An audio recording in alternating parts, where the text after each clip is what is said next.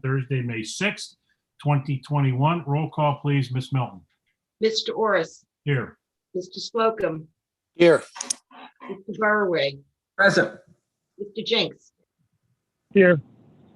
Miss Nichols, Here. Miss Pavano, Here. Mr. Talbot, Here. Mr. Velaber, Here. Mr. Walsh. Here. There is a quorum present, Mr. Chairman. Thank you. Ms. Milton, please rise for the Pledge of Allegiance. I pledge allegiance to the flag of the United States of America and to the republic for which it stands, one nation, under God, indivisible, with liberty and justice for all.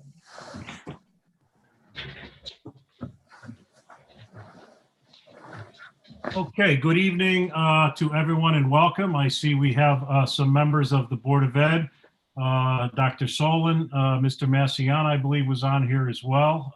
So thank you for being here tonight, and obviously the town staff who's been pretty busy with us through this budget process. So with that, we'll go to our first item on the agenda, which is discussion regarding the proposed fiscal year 21-22 operating budget, the annual capital budget, and the 5-year capital expenditure plan. And with that, I will turn it over to our budget chair, Mr. David Bowery. All right, thank you, Mr. Orris. I appreciate that. We are here tonight to hear some more updates and some more information regarding budgets. It's been a while since a month since we met with the Board of Ed. We have since been given an extension of time. We are now under 3 weeks from the deadline of when we will be adopting a budget. And I wanted to see what we might be able to get in terms of updates, and then also maybe get some kind of an impact assessment of what some numbers might mean to the Board of Ed if we aren't able to grant their entire request. And so we can know what our information is and have the information as to what the effect might be of not quite as big an increase as requested. So first, I guess I'll ask if there's updates that you folks have. I know, Dr. Solon, do we give it to you or Chairman Perugini? I'm not sure who wants to go first, but I appreciate you coming here tonight. And I know you have another meeting, so we'll get right to you guys. Thank you very much, David. And Tony, I don't know if you want to just say a few words to start or just want me to kick right in. No, I want you to get right into it. As I know Dr. Solon put together a presentation to walk everyone through it. So thanks. I defer to you. Yeah, thank you. And thanks to the council for having us back so that we could kind of walk through some updates. As Mr. Barrow said, I mean, it's been a month since we got together, and certainly during COVID year, more than any other, things transpire quickly and things change quickly over the course of the month. So, as Mr. Perugini said, I have quick, I think it's only like 4 or 5 slides to walk you through. Can everybody see this okay? Yep. Yeah, okay, great. Yes. Yes. All right, so as you know, just to refamiliarize you with where we were a month ago, we had a 5.22% budget increase. More than 2.5% of that was driven by insurance, and it really didn't include any COVID-related expense. It was just our operating budget. So the insurance impact, I just want to refresh your memory because this is such a critical component of our budget increase. That this year we budgeted, because we had a bit of a cushion in our insurance account, only $725,000 per month when the expected claims were $800,000. So we expected a drawdown on that account. Unfortunately, as you know, we've been through, this year was a real anomaly that seems to occur without any sort of warning. Every 5 years or so, we just get a year that hits us out of the blue, and this was it, unfortunately. And again, it wasn't COVID driven, but the average claims July 1 through December 31 was $1.1 million, $300,000 a month over what we had budgeted, actually planned, but $375 a month over what we budgeted. And so then you see the January, February, and March claims. Since our last presentation, we have those accounts in. The remaining claim reserve as it sits today is 1.2 million roughly. And the reason that it's actually grown a little bit is because we received stop loss reimbursement. In addition, we also received prescription rebates to the tune of $320,000. So that thankfully has added a bit more cushion. But obviously, to get stop loss reimbursement, we have to have very large claims, which is not good for us. We did budget a claim rate of $900,000 a month for 21-22 because that's what our benefits consultant told us to anticipate. Now, that gap of $175,000 a month is really the driver behind 2.5% of our budget increase. That money right there does not touch our fund. It does not touch our balance. It only pays the claims on projection. So hopefully the claims continue to the claims next year come in on projection, and we don't have a repeat of this year, because that would seriously jeopardize our claim reserve fund. So I know we were asked previously why CT Prime, and Sean was good enough to send an email to you earlier today, but I know that you received several emails this afternoon, so I really will just hit the highlights.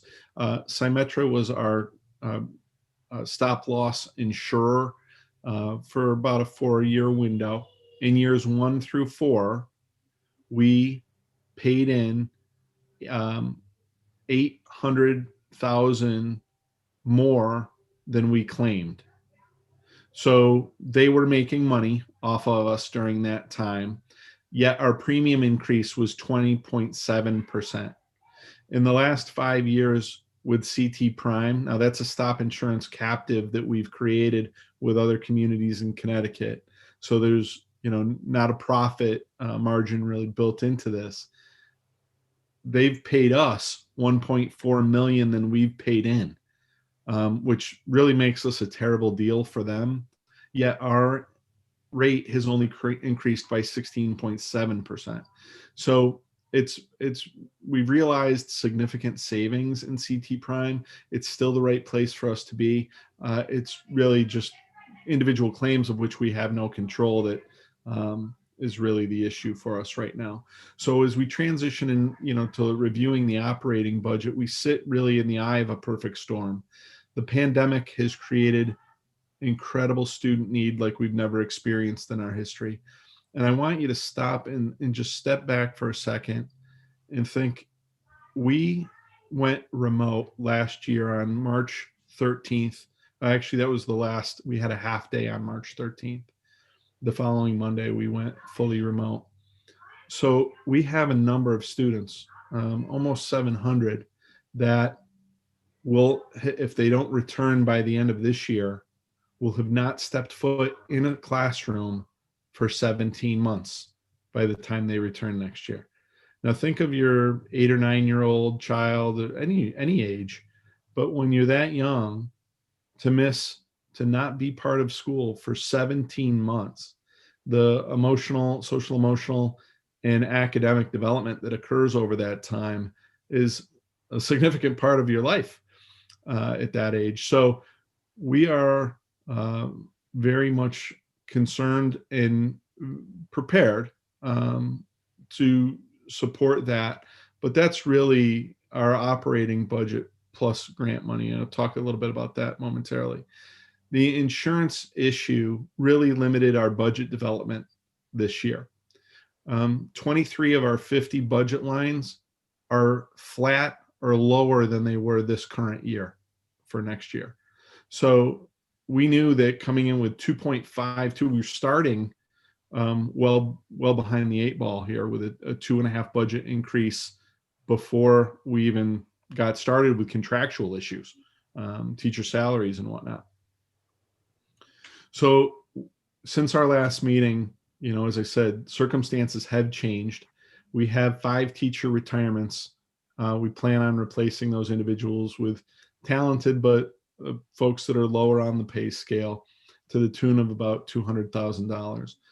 The bad news is our pension, the updated actuarially determined contribution came in higher than we anticipated. And I said to Vin, like, how is that even possible? Well, a couple of factors. First of all, when the evaluation was done was prior to when the market soared, and we don't control that. The other thing is we've adjusted, and reasonably so, from an assumption of a 7.5% return to a 7% return. Those combined factors meant that this year we have to contribute 130,000 more into that than we anticipated. Now the stop loss came in lower than we anticipated, and we were able to do well on a multifunction printer contract savings. So the net impact of those was $126,000. Recognizing that we're trying to reduce the impact on the taxpayer further, I looked at our carryover account. Now the carryover account, if you recall last year, we established really anxious about COVID impact.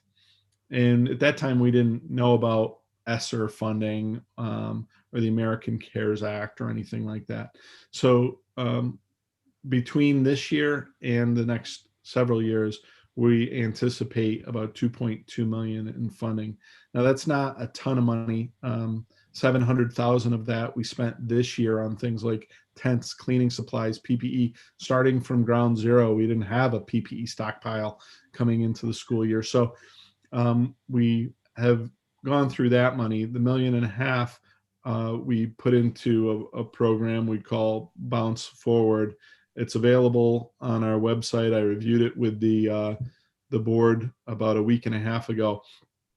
And in that plan, our goal is to exit the pandemic a better organization than we entered it. We're going to have to spend money on things like PPE and tents, but in order to enhance our school system and really to meet the needs of our kids, we're really focused on professional development. And so what we've done is focus on something called acceleration. What that is we're focused on teaching students the grade level standard so that they can, you can't go back and teach all the time kids have missed. They'll always perpetually be behind. Or we go to school 13 months a year, it's just not available. And so we're focused on teaching grade level material to students this year and in the coming years and filling gaps where they need it. And our plan is designed to fill those gaps. And again, that's on our website. And a presentation, I think it was 2 weeks ago actually that I gave that presentation. So our COVID needs have really been addressed through federal funding, which is why I would recommend, in order to mitigate the impact on the taxpayer, would be to eliminate that $200,000 and put that back in to the pot. And then finally, staff training, in that case, we have, as I indicated, invested heavily in the ESSER money on professional development. And so we can reduce that line that would have covered, a lot of what we were looking to do, both COVID non-related as well, but that I think is an area where we could look at. So, the total reduction amount was 467, but when you back out the 130,000 on the pension increase, it's a total of 336. So again, with 46% of our line items flat or worse this year, we've really focused on the instructional lines to help us meet the unprecedented needs that our students have. It's not like any other account that we deal with in the community. That we're a human services account where we're asking our students to make educational and personal progress on an annual basis. And a lot of what we were able to do this year was certainly limited by COVID and students, being remote or not. And so we really kind of value more than ever every penny in our budget. So the ultimate outcome of this would be to go from a proposed or recommended budget that was 78 million, cutting that back, and ultimately our budget increase going from 5.22% to 4.77% with this funding proposal. So with that, I mean, that's the gist of my my presentation here. Right. Well, I appreciate that, Dr. Solon. Thank you for the update. We are aware of the retirement issue and the fact that the timing is a evaluation as of July 1. We had updates of our own general town government side, and I expressed desire that maybe we would change that someday to a conform more with the budgeting rather than be a year off effectively. So That's a good point. Yeah. The timing of it is quirky. Yeah, it wouldn't have happened that way had it gone for the whole calendar year because we received over 10% increase in our funds. Yeah, that's why when Vinny told me that, I almost fell out of my chair. I'm like, how is that even possible with the market? But I also appreciate the fact that since January, when you presented your budget and the board adopted it, you've been able to update us on the staff turnover and the savings. That's the $200,000 you noted in there as potential savings, as well as some of the other savings that you've got from updates. Are you doing some summer enhancement programs that are in the budget? And if so, are they included? Is the funding covered by COVID? Or how are we working with that? Because I've read that other school systems are doing summer enrichment programs to help out. Sure. Our biggest area of focus is for students, as I said, 17 months of remote learning is an incredible impact. So what we've done is design summer programming to meet those student needs. And that we've done all of that out of the ESSER grant money. Okay, so it is all covered by that. Correct. Okay, all right, so it's COVID money. We have a regular summer school program really for students that are identified for special education services that runs out of our operating budget on an annual basis, and that we're going to maintain that program. But the special program that we designed was for students that had been remote through our ESSER funding. All right. I also do have some concerns about the line item that you had that includes miscellaneous, such as legal fees and some others. That had a significant increase. And again, this may be more of a Vin Massiana issue, and I know he's at a prior engagement tonight, another meeting, but there was quite a significant increase in that account, and I had asked at our last get together that maybe that one be looked at a little bit more as well, because I without negotiations necessary for labor right. I think you might be referring to our other professional services account, perhaps. That's a 29% increase. Is that what you're? $184,000 increase. Yes. Yes. Yeah. So in discussing that with Vin, when you look at that, we're still south of where that line was budgeted in 1920. And honestly, that was an error on our part that we inadvertently cut part of the Apex contract out of that account in the preceding year, which is why, in the 1920, we expended 963 on that line. And our request for next year is 808.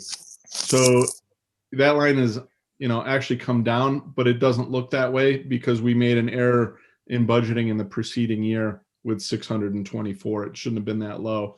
That was a miscalculation in the Apex contract.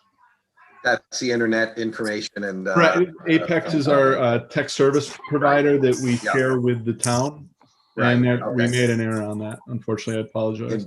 In prior years, but not in this year's request. So it exacerbated this year's a little bit. Correct. Yeah. So, not in 1920, but in 2021, we made an error and cut that line that we shouldn't have, not recognizing the Apex impact, and we built it back in that. So it's a good question. I asked the same thing, and you can explain that to me.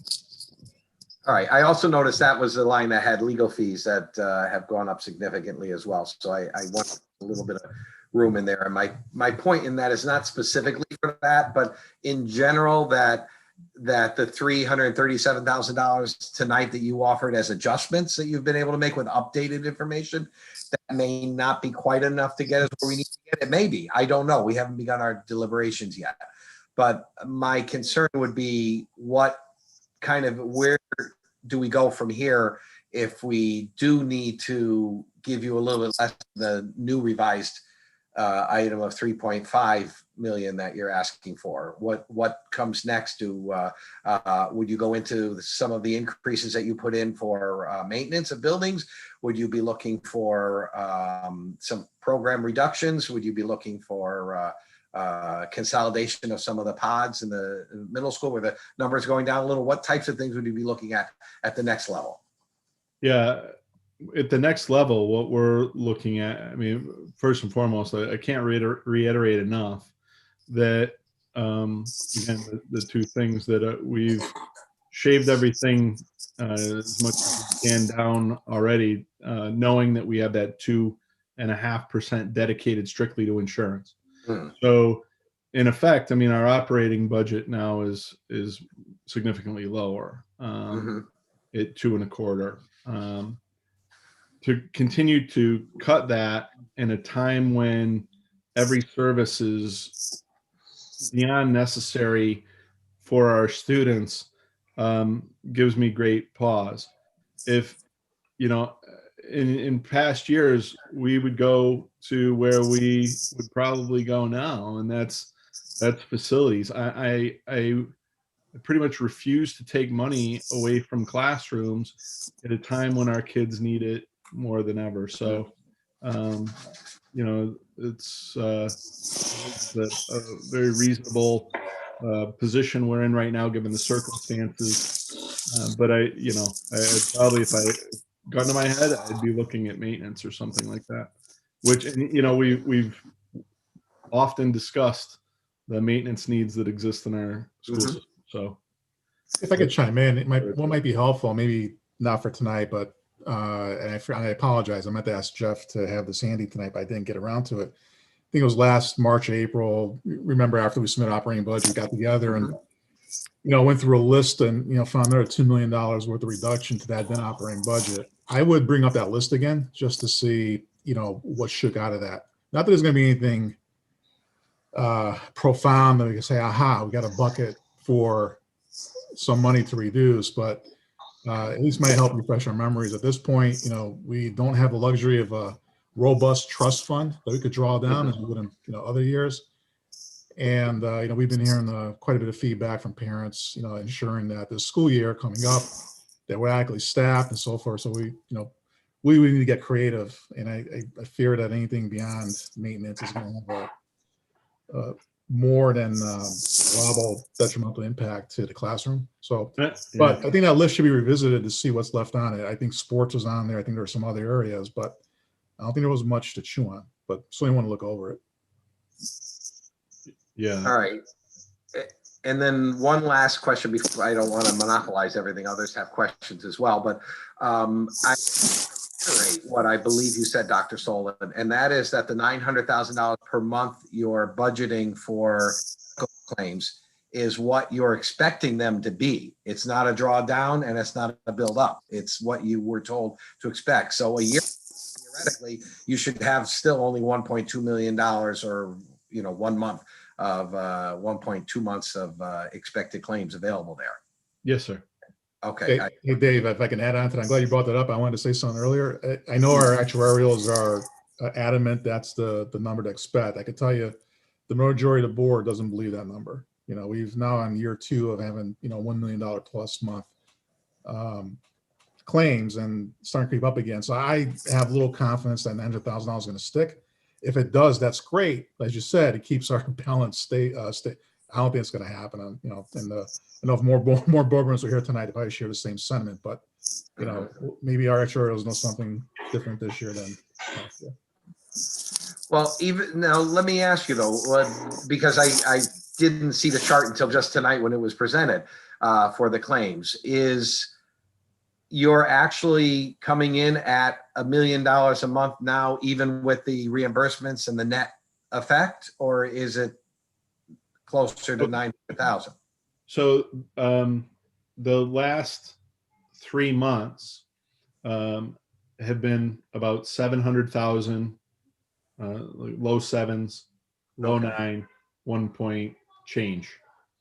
And so the medical, the stop loss reimbursement and the prescription rebates don't run on a monthly basis. I Right. believe those checks are cut biannually. Mhm. So we don't necessarily factor that into the monthly cost per se. But on average, over the course of the year, we're over 900,000 in the average claim rate. Again, we budgeted 725. Right. So That's the average, but since the start of the new plan year, we saw 1 month, I think, of 770, but the last, if I'm not mistaken, Jeff, the last board meeting, the last claim month was, I believe, near 1 million. it was 1 million. So I guess it's the same pattern we were seeing last year around this time. I thought was going to go away. And the point is, again, we'll deal with it, but I don't have much faith in that estimate. 735, 815, and then 1,011,502. So you get a sense. Unfortunately, it has climbed in the past month. All right. I will open it up to others with questions. Who, Mr. Slocum, I see your hand. Thank you, Chairman.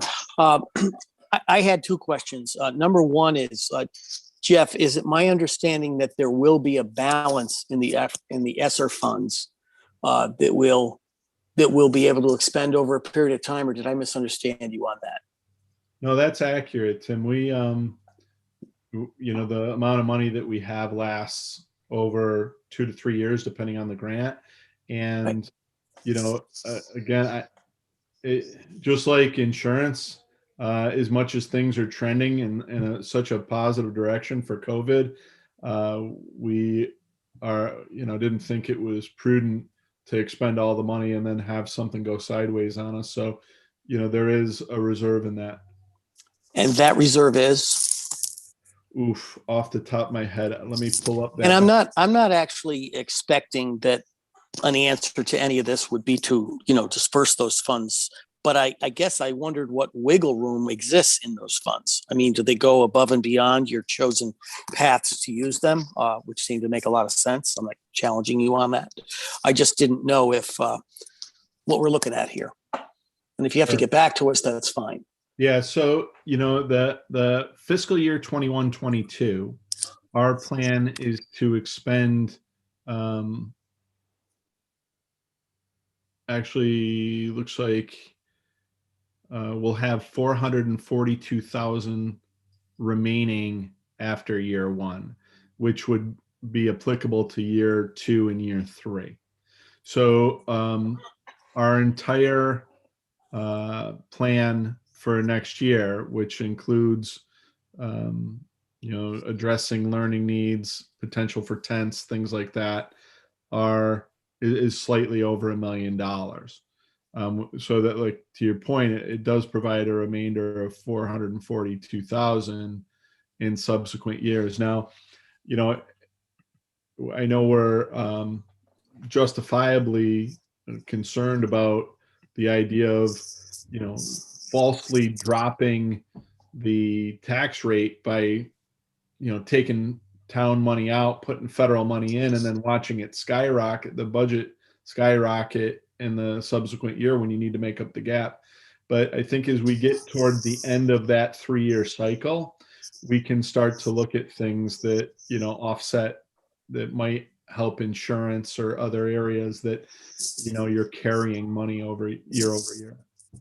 Well, I guess to that answer you've given me, I would have some question and take a little pause on some aspects of this, because certainly you're not going to be renting tents when COVID's not an impact. There are some expenses that are just going to go away. Correct? Oh, You would, yeah, yeah. I mean, one would hope that this is an eye for an eye, so to speak. So we're not actually exhausting funds that out of an operating budget that weren't special funds to start with, and right, special places to spend that money. Correct? Right. So things like tents and PPE, we did budget a small amount for that next year because we're not sure where things will go. You know, if there's some sort of return in the fall, you know, I can't predict the future. I feel more confident every day that we'll be in a good place with this. I But- guess to my point, Jeff, not to cut you off, is if something is a special need because of COVID and there's resources to cover it, shouldn't that be paid out of a special fund called ESSER and Yeah. actually be outside of the budget? That's all I mean. Oh, It's yeah, not absolutely. part of your budget increase. Oh, I'm sorry. Yes, I appreciate that clarification. Yeah, we don't have anything in our budget, our operating budget, designed to address any COVID-related need. Okay, good. Okay. And I was pretty sure of that. I just was Yeah, curious. no, I appreciate you know, clarifying. Okay. The other question I had, and it goes to the additional $1 million, which is going to the trust fund, apart above and am I mistaken on that? Yeah, we have zero money dedicated to the trust fund. What all the money we have, I think, is David was trying to summarize that our claims are expected to be 900,000 a month next year, and I think you heard Tony express some you know, some lack of confidence in that number. We're hopeful that indeed it stays at that 900. That's all that we've budgeted. We haven't budgeted any money to inflate the trust fund.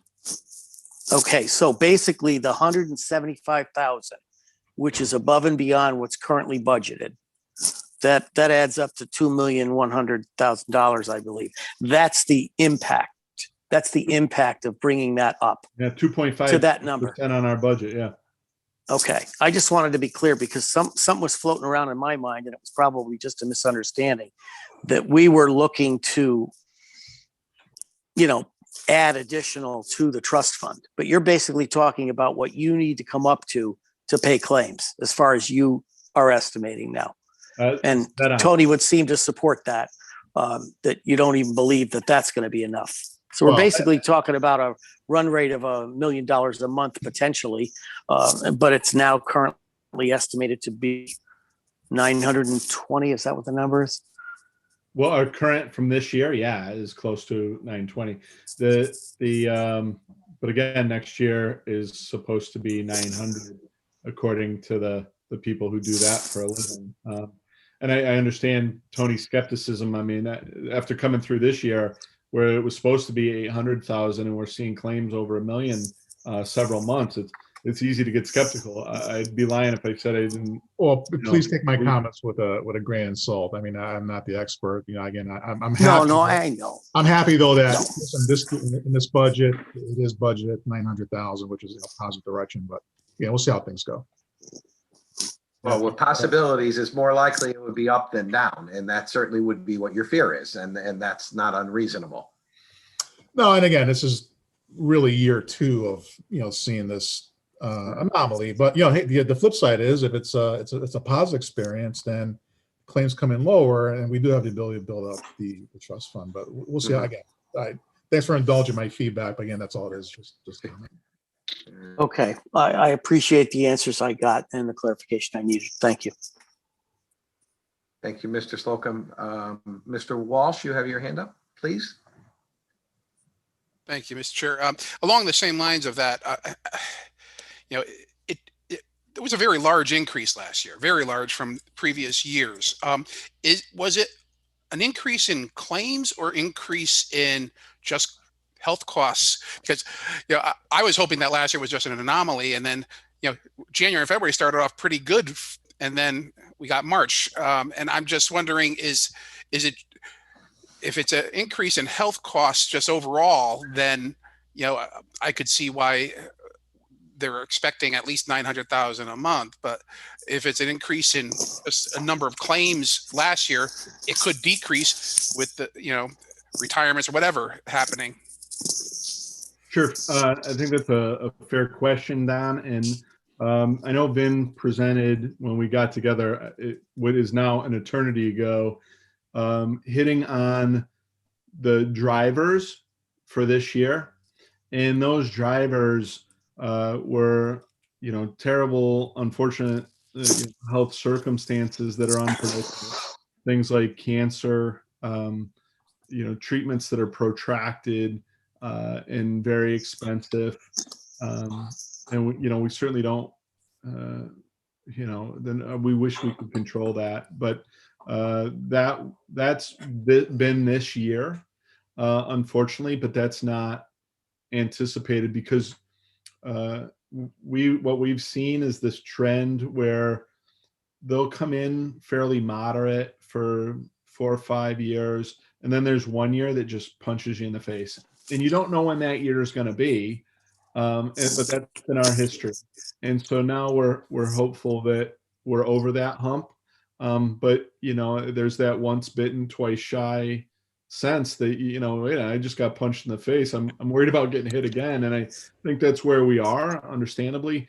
But our insurance consultant feels strongly that we'll net budgeting 900,000. That'll be our claim rate. When will you have April's numbers? It usually takes them several weeks, Okay. probably toward the end of May. Okay. All right. Well, thank you. Sure. Thank you, Mr. Walsh. Other questions or comments from council members? Mayor Orris? Thank you, Mr. Barry, and thank you, Dr. Solon, for being here tonight. Just to follow up on Mr. Slocum's question, I'm glad he asked it because I was a little unclear as well. So you budgeted $2.1 million additional based on what you budgeted last year's, call it $725,000 a month run rate. You're at $900,000. That differential is $2.1 million, but that does not increase the cushion. So the current balance in that medical trust fund is about $1,225,000, correct? Spot on. So if we fund the $2.1 million and we're lucky enough to be, if it's $900,000 is the run rate, I don't know if that's lucky or not. I'm hoping it's less than that. But if it is what we budget, we're still below the recommended cushion, if you will, right? Would they recommend 3 months of cushion on the run rate? That's accurate. Yeah. Okay. So thank you on that. Eddie, I see in your in the package the estimated enrollment for next year throughout the system, I think is estimated to be down about 20 students, I believe. Do you have any further update based on when you put this together, Jeff? I know it's probably not easy, but I'm just curious.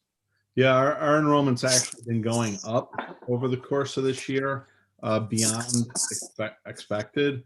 And I don't have a to-date enrollment update for you, but I'm certainly happy to pass that along. Okay, yeah, if you don't mind, I'd appreciate it. But you believe you're going to outpace what's in the book here. Again, I think you showed it at you're currently at about 4,070 students, and next year you're estimating 4,052, if I'm looking at this correctly. Yeah, and if you bear with me for 2 seconds, I could give you a to-the-minute enrollment number in the school system. So our current total enrollment pre-K through our extended programs is 4,230 students. So we've been growing through the year, but I'll get you a more detailed report. But I guess what my point is, we don't expect enrollment to be lower than what you projected in your budget book, thereby providing an opportunity for maybe some lower staff. That's not happening. Yeah, actually, we're anticipating enrollment growing with the construction that's going on around town. That's another variable. We've had a lot of people moving in through the pandemic. I mean, that's a wonderful thing for the town, but it certainly stresses services a little differently. Yep, no question. I agree with you. But thank you for that. And the last question I had is the participation fee. I'm not sure. Did you budget keeping it flat as it currently was this last year? Yes. Great, thank you. I was hoping you weren't increasing it at all, but I'm glad you're not. No, we haven't. Okay, great. Thank you. That's all my questions, Mr. Barry. Thank you. Okay. Thank you, Dr. Solon. Councilman my pleasure. Melber, I Thank see you. your hand. Sure. Thank you. Superintendent, quick question for you. In our last discussion, the issue of the food services was raised and the loss in the food services this past year. And I guess my question is, what is the plan for food services in the next budget? That is the plan to still be giving free food to people, or are you going back to a normal system where you're charging people for food? I just want to make sure that, it seemed that was not really a good financial plan. It didn't work out very well last year. And I guess my question ultimately is are we going back to a pay for lunch situation? And I want to make sure that food services is not planning to lose money, or at least if you're not budgeting that you're going to lose money in the next year. Well, I think when we use the term plan, you think like we're going to set something up expecting a certain set of outcomes, which certainly did not happen last year. And going into this year was incredibly unique. And what we recognized early on is, I'm sure, Adam, Tony, Faith, the other board members on this call will tell you that, we were hemorrhaging money early through the food services program because the USDA provided for free food for all kids. And so, interestingly, though we could charge students with the significant number of students we had remote, like we bill it back to the federal government, basically is how it works. And with the significant reduction in kids walking through the door every day with the number of remote students we had, and at the high school with half the students there, we just weren't turning it revenue like we were. We made some adjustments there, and the money that we were losing, we've actually closed that gap significantly. I think we were projecting upwards of $700,000 in losses, and we've got that under 3. And so we made really good adjustments to make sure kids are fed, but also we aren't losing our shirt in the process. Next year, the USDA has extended the food service program. So part of the issue is, interestingly, that they reimburse us for a one-size meal, but when our kids are in school, they're buying all these add-ons. Yeah, I'll take an extra chicken patty, this couple of that. You got growing kids in there, and we, budgeted that in. So next year we don't necessarily have that budgeted in. I think we've adjusted having enough rear view mirror time to realize what would be an appropriate income per month that we didn't have last year, obviously. So I think we're in a good place next year. We made appropriate adjustments to come in on budget through the food services. Okay, well, thank you, because I was trying to figure out, and you explained it a little bit, I was trying to figure out how you were losing money on a situation where you're getting reimbursed from the USDA, for those services that you were given. But is it that you just ordered too many? I guess that's what I'm trying to figure out. So, was there at the beginning, where had you sort of booked for too many? That's why I don't, if you get reimbursed for those meals, how do you lose money on that? That's what I'm trying to figure out. Sure. So there's an overhead, obviously, to run each kitchen. And so we have that overhead built in. You mean like staff, the food services staff, other services? Well, you need a certain amount of staff to run the operation. And we had an appropriate amount of staff, but we weren't catching the same amount of volume. We did make staffing adjustments as things changed. But what we also started doing is providing every student breakfast and lunch.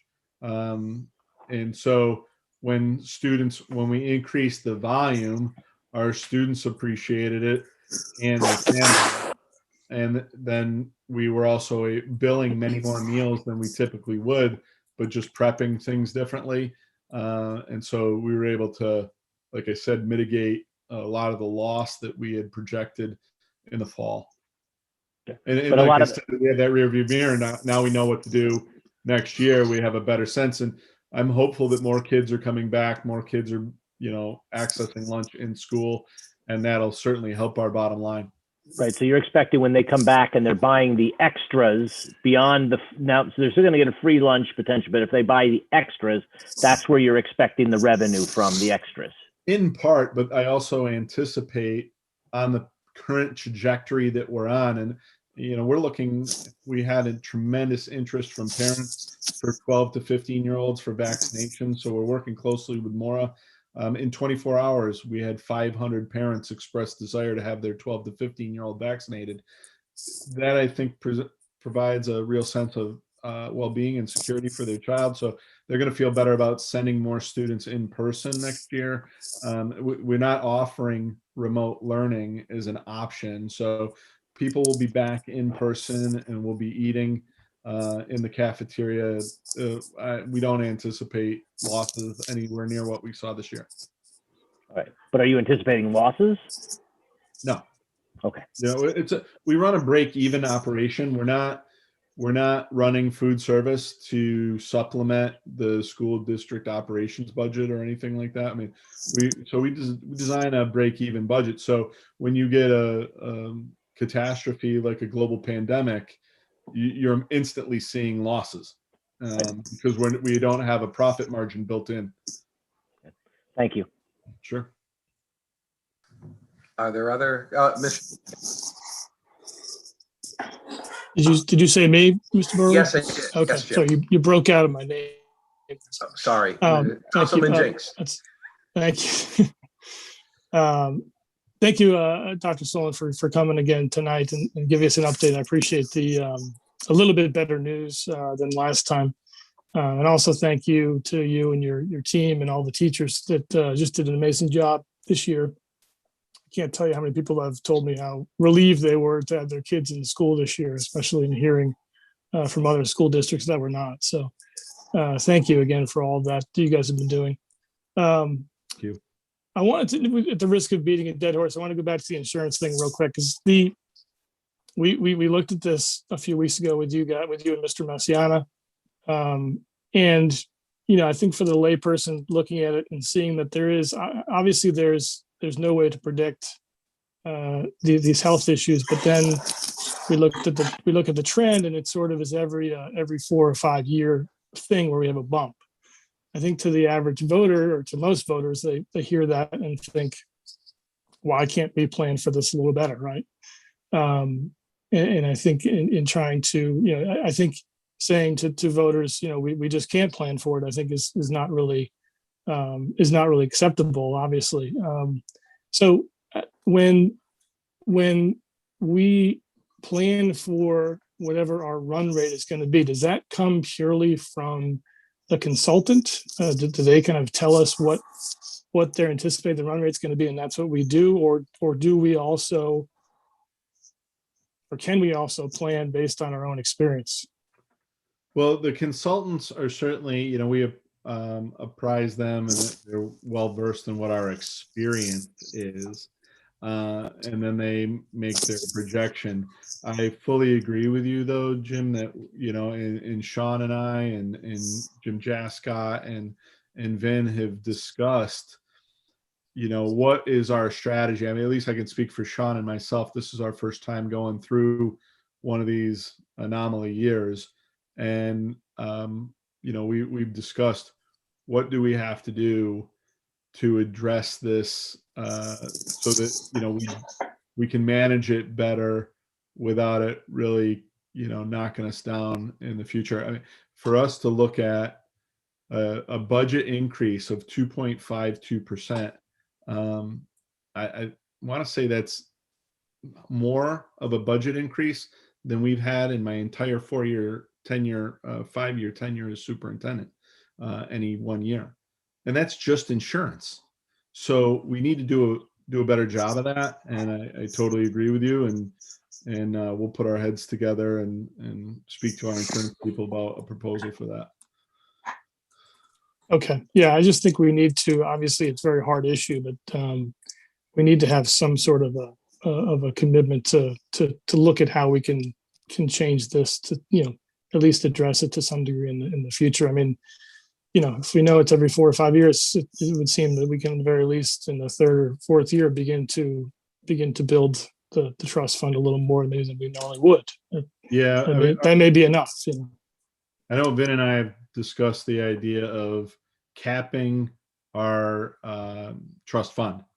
So once you hit that cap, let's say it's, as Rob mentioned earlier, 3 months, and then money beyond that 3-month claim rate, we would siphon off the top and put in a town fund is the insurance policy for when this will ultimately happen again.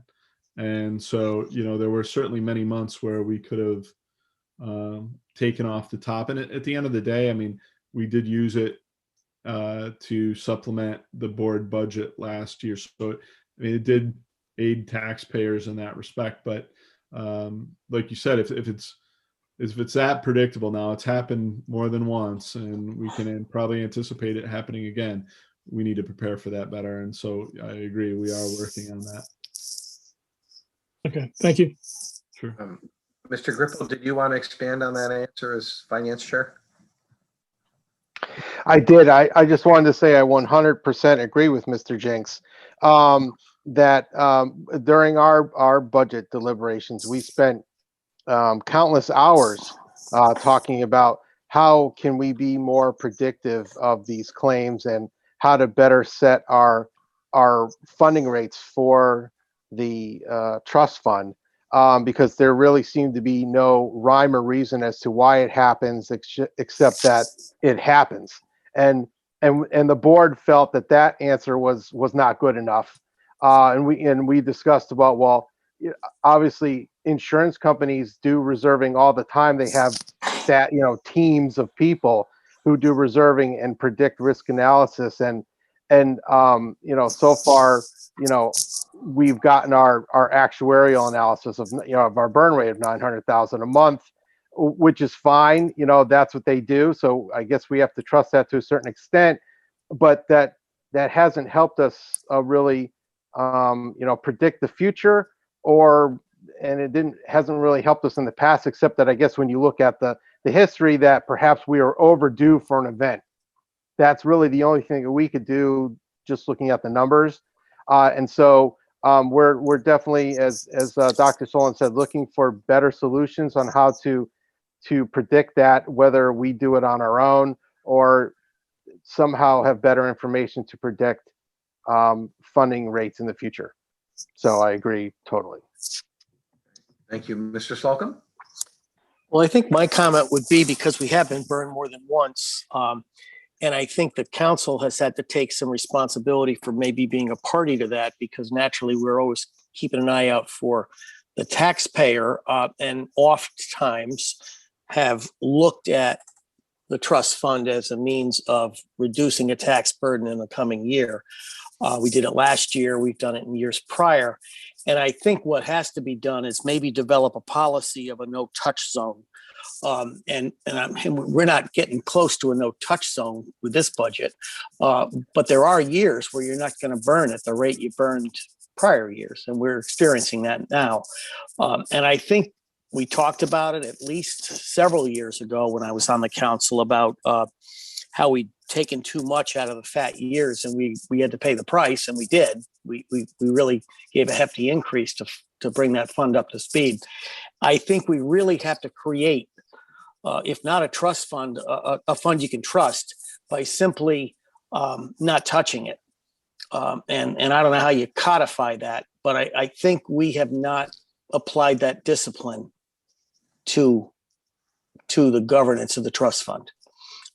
That's my opinion on this, and I think some research needs to be done on where we have actually used and expended funds to reduce the burden on the taxpayer with a budget increase that came out of the trust fund. Not coming out of the trust fund, but what we were not going to fund it with going forward. Because we've done it. We just have. And I don't want to take responsibility for this year's burn rate, but if it is going to happen every 5 years, we don't want to get burned every 5 years if we're planning for it better. Yeah, I mean, clearly we need to learn our lesson collectively. And so, I know Sean, Jim, Vin, and myself are meeting next week anyway, to discuss this and couple of other budget items. So, this is a priority for us to try and put our heads together and think about how we don't get burned again on this one. Mayor Orrs? Yes, thank you, Mr. Barwi. And Mr. Slocum, everything you said is accurate, and I agree with you. The only thing I would say is this. Last year's budget from the Board of Ed was $725,000 per month. Mhm. If that happened, we would be at a current point of 3.7 times the cushion. So the fact of the matter is, I don't think anybody could have foreseen it. Oh, I agree, The Rob. Board of Ed didn't see it. Yeah. The council is certainly, as you suggested, not funded the full budget request. And I think the public needs to understand this.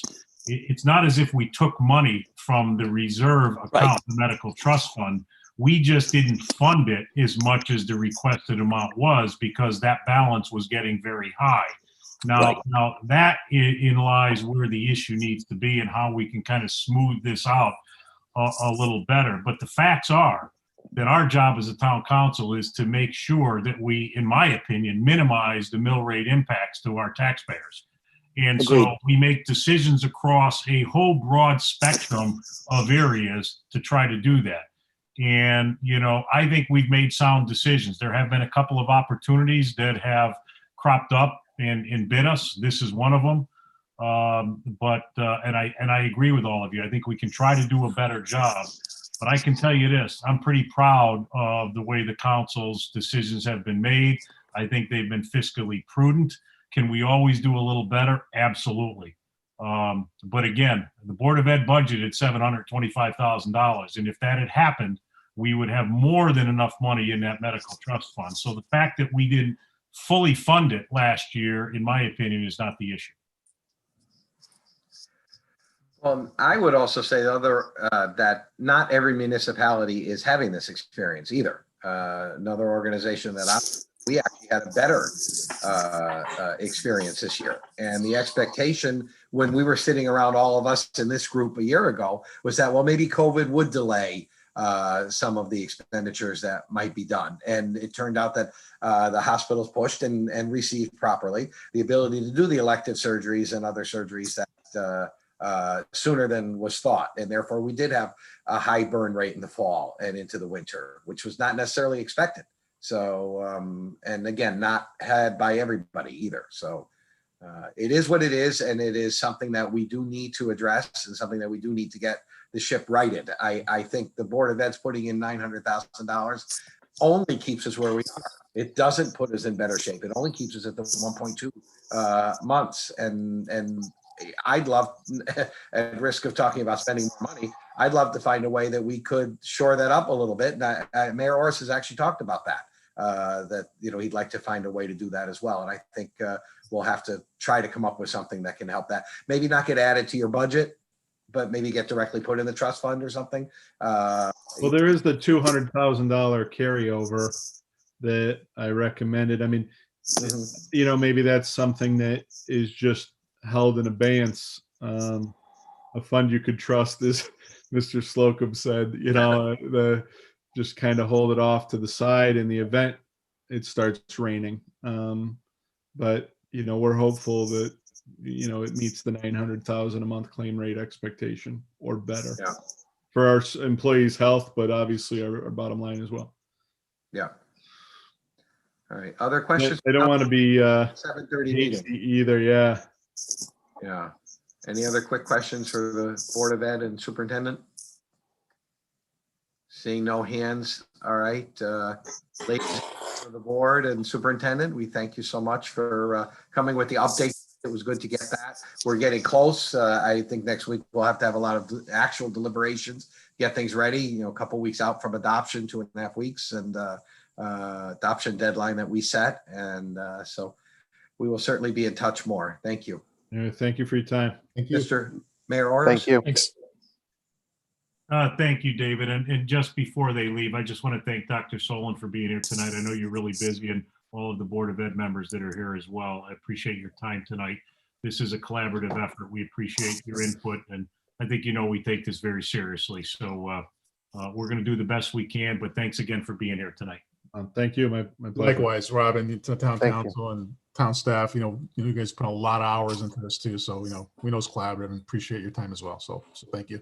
Thank you, Mr. Perugino. Thank you, Tony. Thank you, Dr. Solon. Take care, everyone.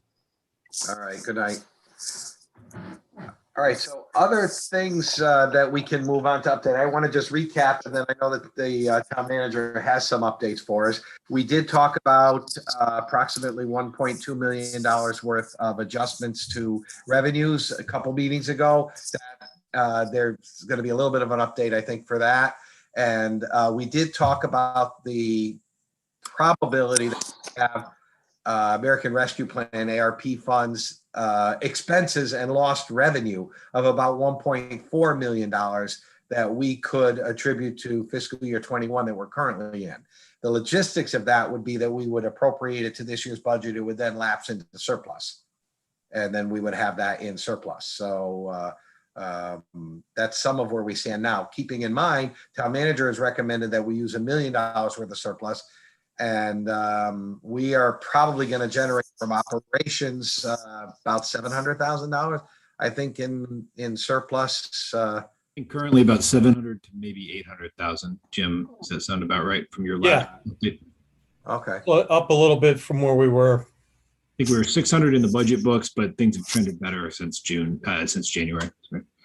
All right. So your recommendation is still using $1 million from fund balance, with the expectation that about 800,000 from general operations is going to lapse into that. We've also got the possibility of put $1.4 million from ARP funds in the current year to let it lapse into fund balance for next year. So we would be growing funds technically by $2.2 million, growing it this year.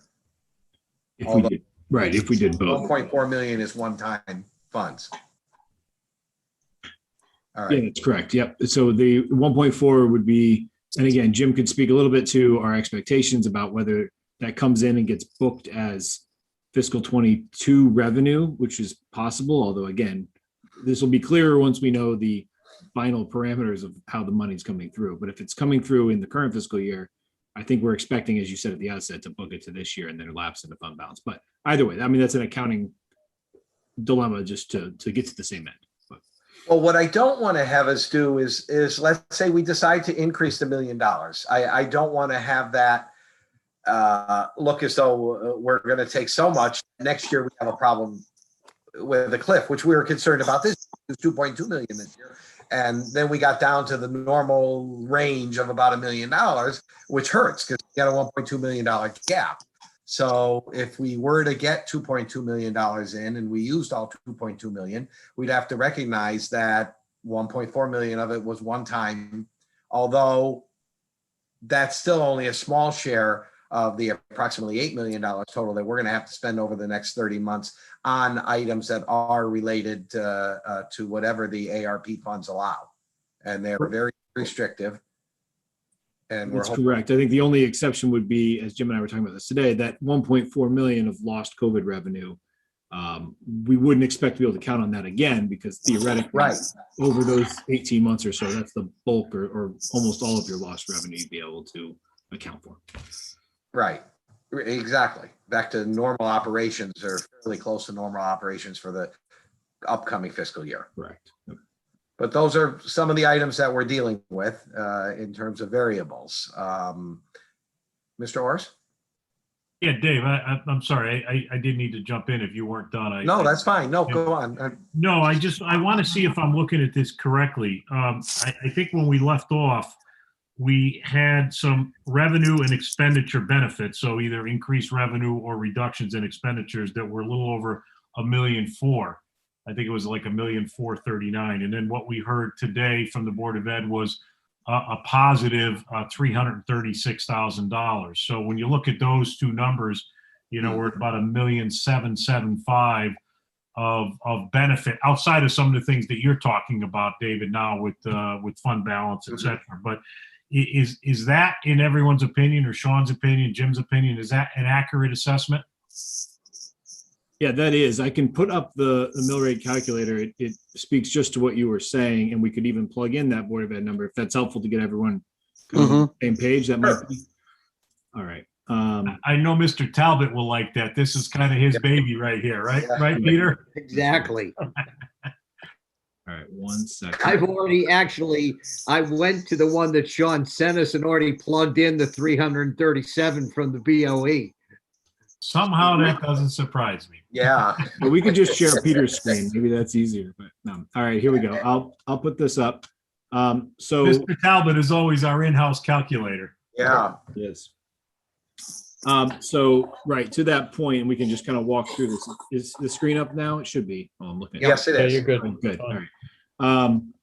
If we go over to the expenditure side, we've kind of placed some. Well, I guess I should start with a very minor update, but Jim Jascott had pointed out to me today that at our last meeting, when we were maybe 2 meetings ago, when we were talking about department revenue, we did, I think, agree or settle on 300,000 for Parks and Rec, up from the 280,000 that we had planned. I know there was some discussion at the end. Jim pointed out that he hadn't put that in the last time we had this spreadsheet up. So if you notice, this is $20,000 different. That's because that's now 20,000 to the good if we actually budget that 300,000 versus 280.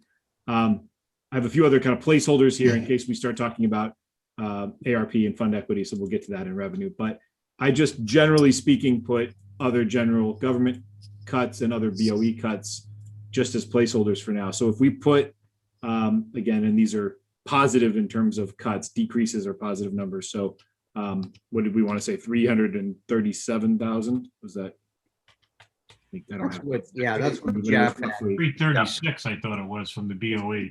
336. Okay, I don't have the exact, but Yeah, it's somewhere in that order of magnitude. Order of magnitude, exactly. Right.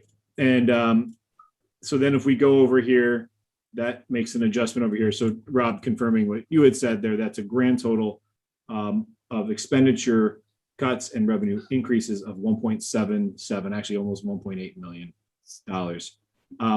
Again, with these, just to familiarize everyone again with our numbers here, that puts the adjusted mill rate as things stand at this moment at 34.49.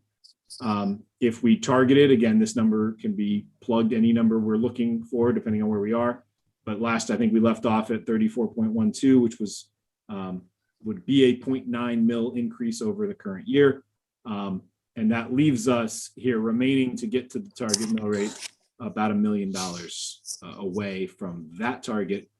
Again, I'll open for discussion, of course.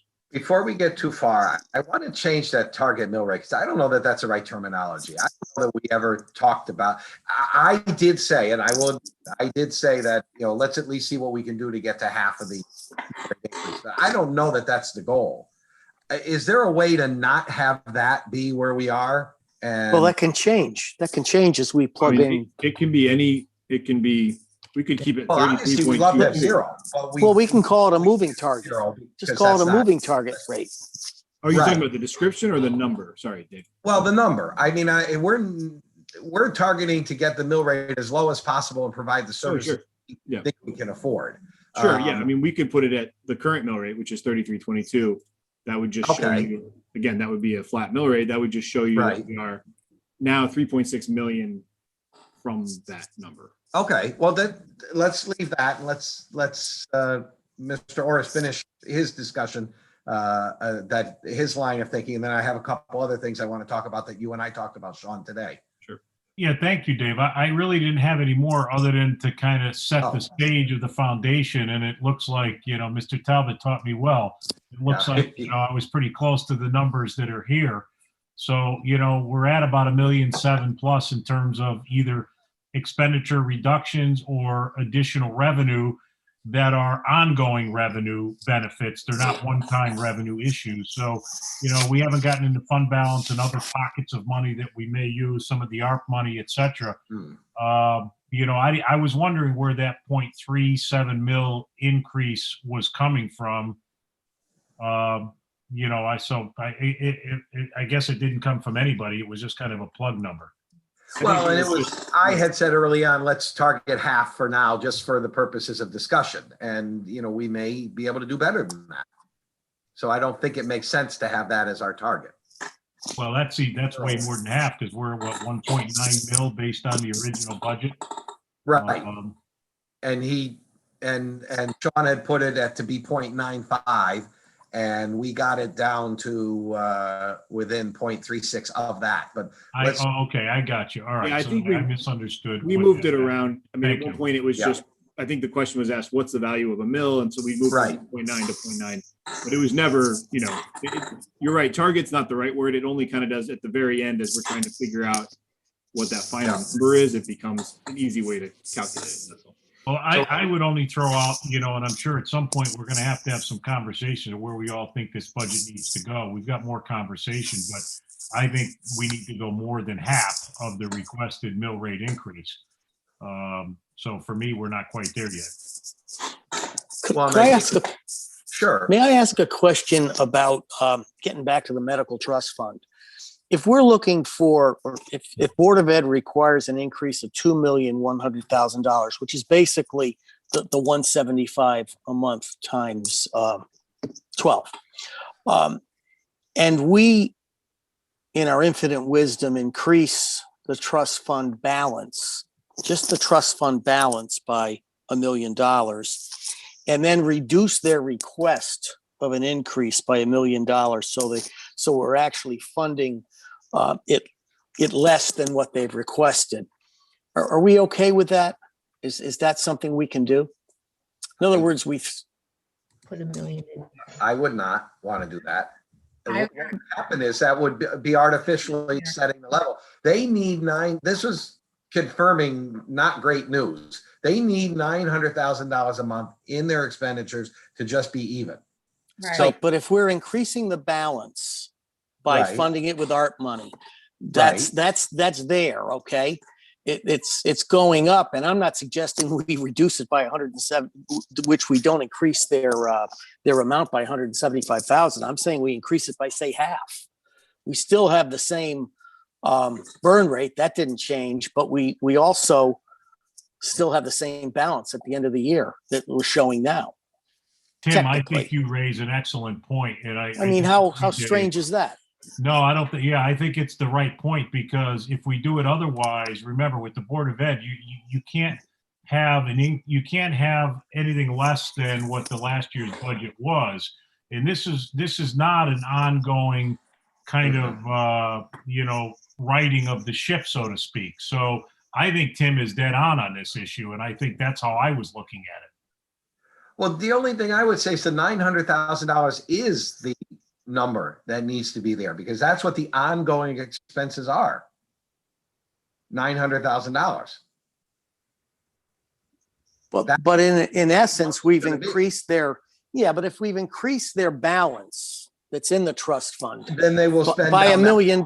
So they're working off the balance like we've done in years, because we had a bigger balance there. I'm fine with that. What the point is, that's artificially lowering the amount of expenditures that they actually do need, though, because they need $900,000 a month according to their actuary. And I'm fine if we say, okay, budget 8, we'll put $1 million in there and you can use up 100,000 every month. That's going to put them back where they are right now with the 1.2 million. And it's a way we can use those funds. It's a way we can use those funds without really layering on the high taxes. Funds. I'm not sure we can use it for that. We'd have to, I hope we can. I bet we can. I think we can. If Waterbury is going to fix every freaking pool in their town, we can fix our medical trust fund. Pools are allowed because that's recreation. Of course. Allowed to do it, I'm fine with that. But keep in mind, all we're doing is essentially pre-spending. All we're doing is giving them that money so that they can spend it down. Next year, we're still going to have to budget 900,000 plus whatever the increase is going to be. Unless things change. Unless things change. It could correct itself and go back down to where it was. Look at the 20-year history. It hasn't gone down. It's just whether it goes up a lot or a little. Well, I don't know if I agree with that fully, but yet I hear your point, Dave, but this has been an up and down kind of a cycle. And that's true. If you believe $1 million is the new norm, then you're correct. I'm not sure anybody knows what the new norm is. No. Yeah. No, and I'm fine with doing it that way if we can. Sean, what's your interpretation of the ARP restrictions? Yeah, at this point, we still don't have anything with, absolute certainty, but I think, I mean, I believe it's the last thing, actually, Jim and I were reviewing some of the very initial guidance that came out saying that towns would have wide latitude, I think was the quote, in terms of certain uses. So I think for all the reasons we've said, it's a one-time, it checks a couple of boxes in terms of being a one-time item. The medical nature of it, I think, is an other argument, I think would probably make it maybe somewhat more permissive. But I think, and as you said, I think we're starting to see other community, in the absence of guidance, communities are making certainly much more aggressive plans with some of the funds than we are. I think that's fair to say. So I think I'm comfortable as we sit here today that we're probably going to be okay. And I hope within the week we're going to know one way or the other with some certainty. Well, I like doing this better because it sets a precedent that there's a lower operating increase. And so I do like doing it that better, this way better. However, I would note, and I'll say here now, that we're still going to need to make up that difference in next year's budget then, because I don't believe they're going to come down below 900. I don't believe if we saw that 20-year chart that they showed that there were many years that they came down. So, this may be a one-time. And I don't believe we're going to spend all the money in 1 year, David. Well, I don't think that ARP money's going all in 1 year. I could be No, it's mistaken. not. We haven't really talked about that. No, So, we haven't talked about it. You're right. Well, we've already mentioned earlier in the meeting about spending 1.4 million of it for lost revenue and expenses. And that's great. That's what we need to do. We have 30 months in which to spend it. And I'll be darned if we're not going to spend all the money we're entitled to on behalf of our residents. But I guess the point, Dave, is this may be, kind of a way to work work into it. And if we see some history that proves out what we're seeing now, which is these are forever numbers at 900,000 a month, then you're accurate. But right now, I agree with Tim. I think for me, I would rather do it where it's a one-time infusion. It doesn't increase their operating budget that much more, knowing that, we may have to phase this in over a few years. I just think it's a better way to do it, in my opinion. Yeah. No, I'm fine with that.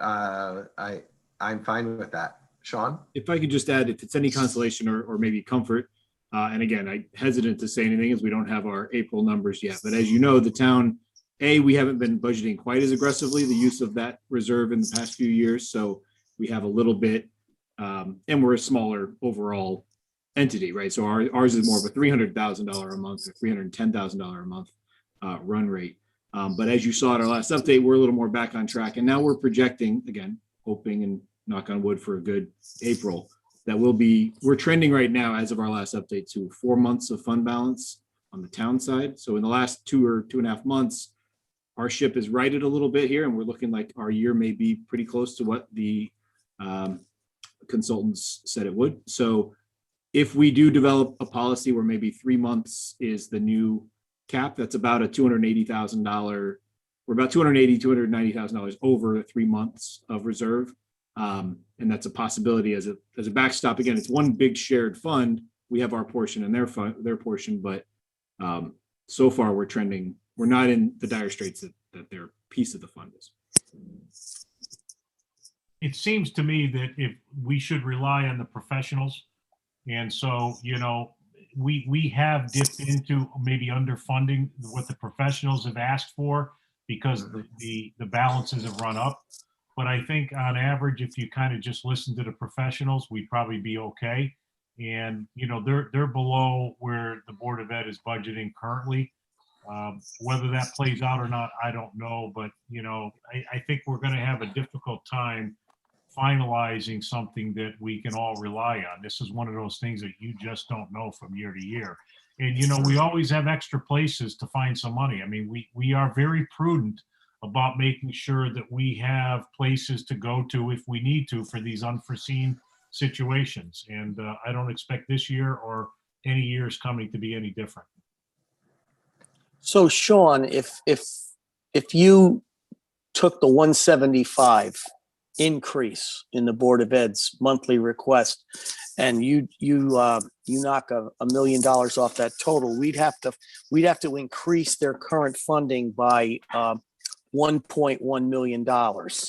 So if you divide 1.1 million by 12, well, whatever it is, what would that bring down the mill rate here if we're using that map?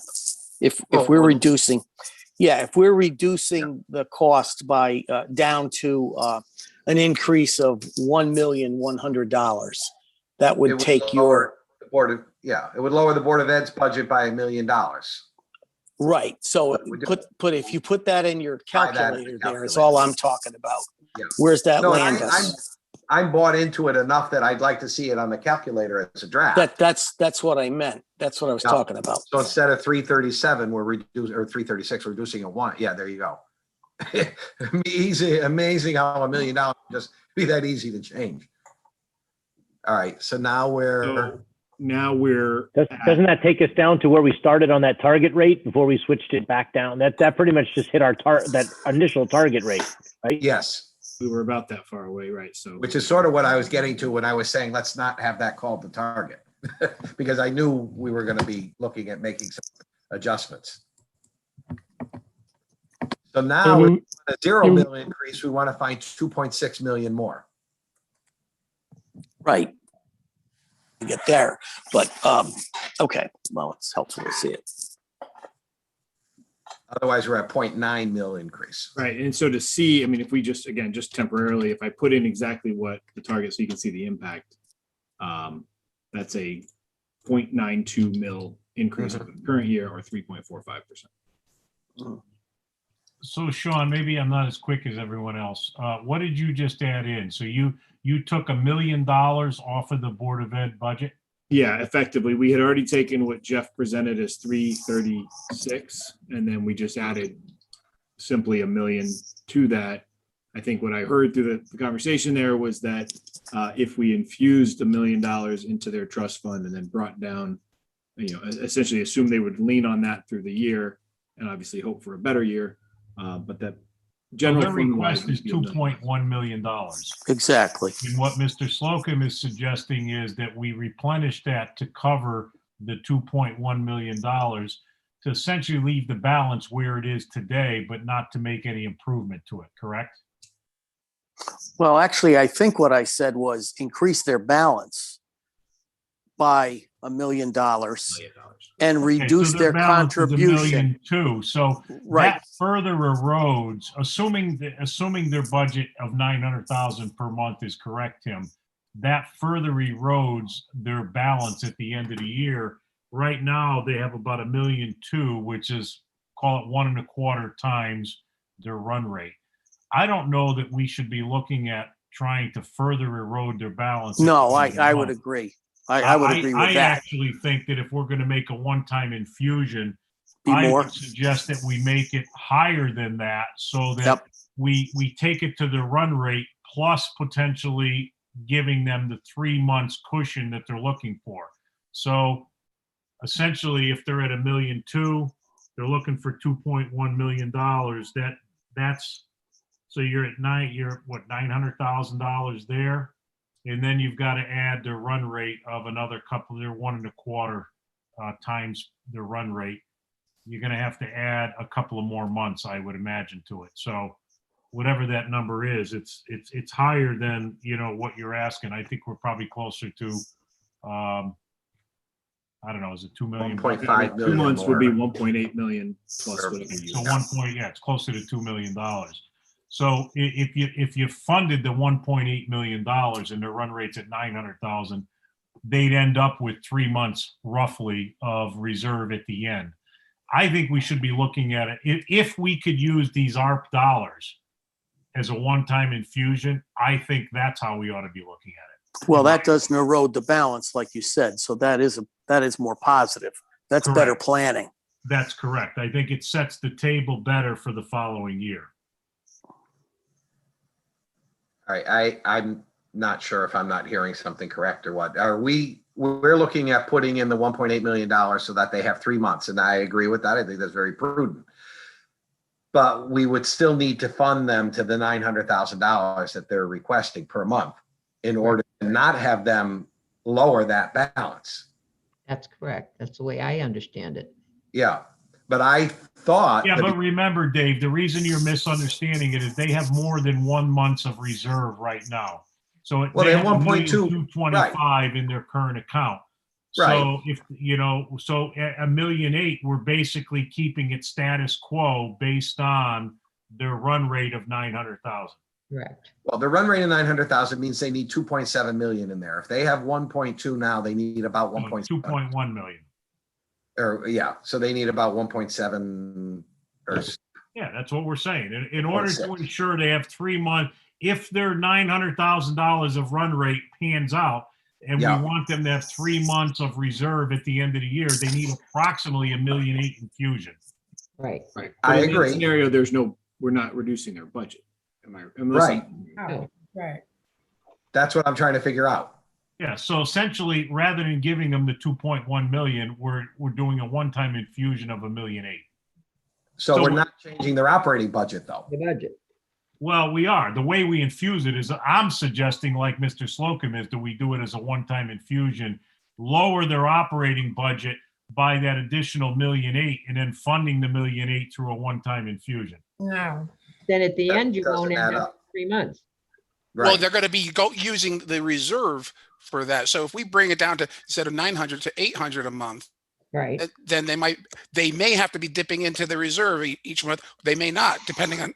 I mean, January was 733,000, so they wouldn't have had to dip in, and so I think that's how I'm Right. understanding it. January.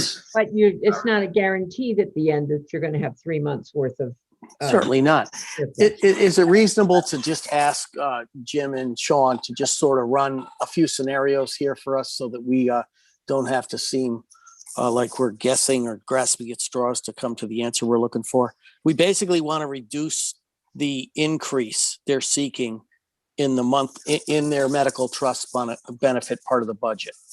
But we want to increase their trust fund balance. And I think, Rob, you said by 1.8 million. Yeah, roughly. I mean, if you're Right, gonna- roughly, if whatever your it is. 900,000 run rate is what we assume is going to happen, you need about a 1.8 million infusion. So you reduce their operating budget by 1.8 million, but you infuse 1.8 million in another way, in a one-time infusion. Then aren't you But then if you're that adding- happens, you haven't Yeah. changed it. Like you've Right. 1.8's come in and then it's gone. Gone the other way. Yeah, you're not lowering their. I know, Sandy. That's what I'm. Yeah, that's you what are, I'm- because the 1.8 million's coming from the ARP money. Right. But that, okay. But that's going to end up.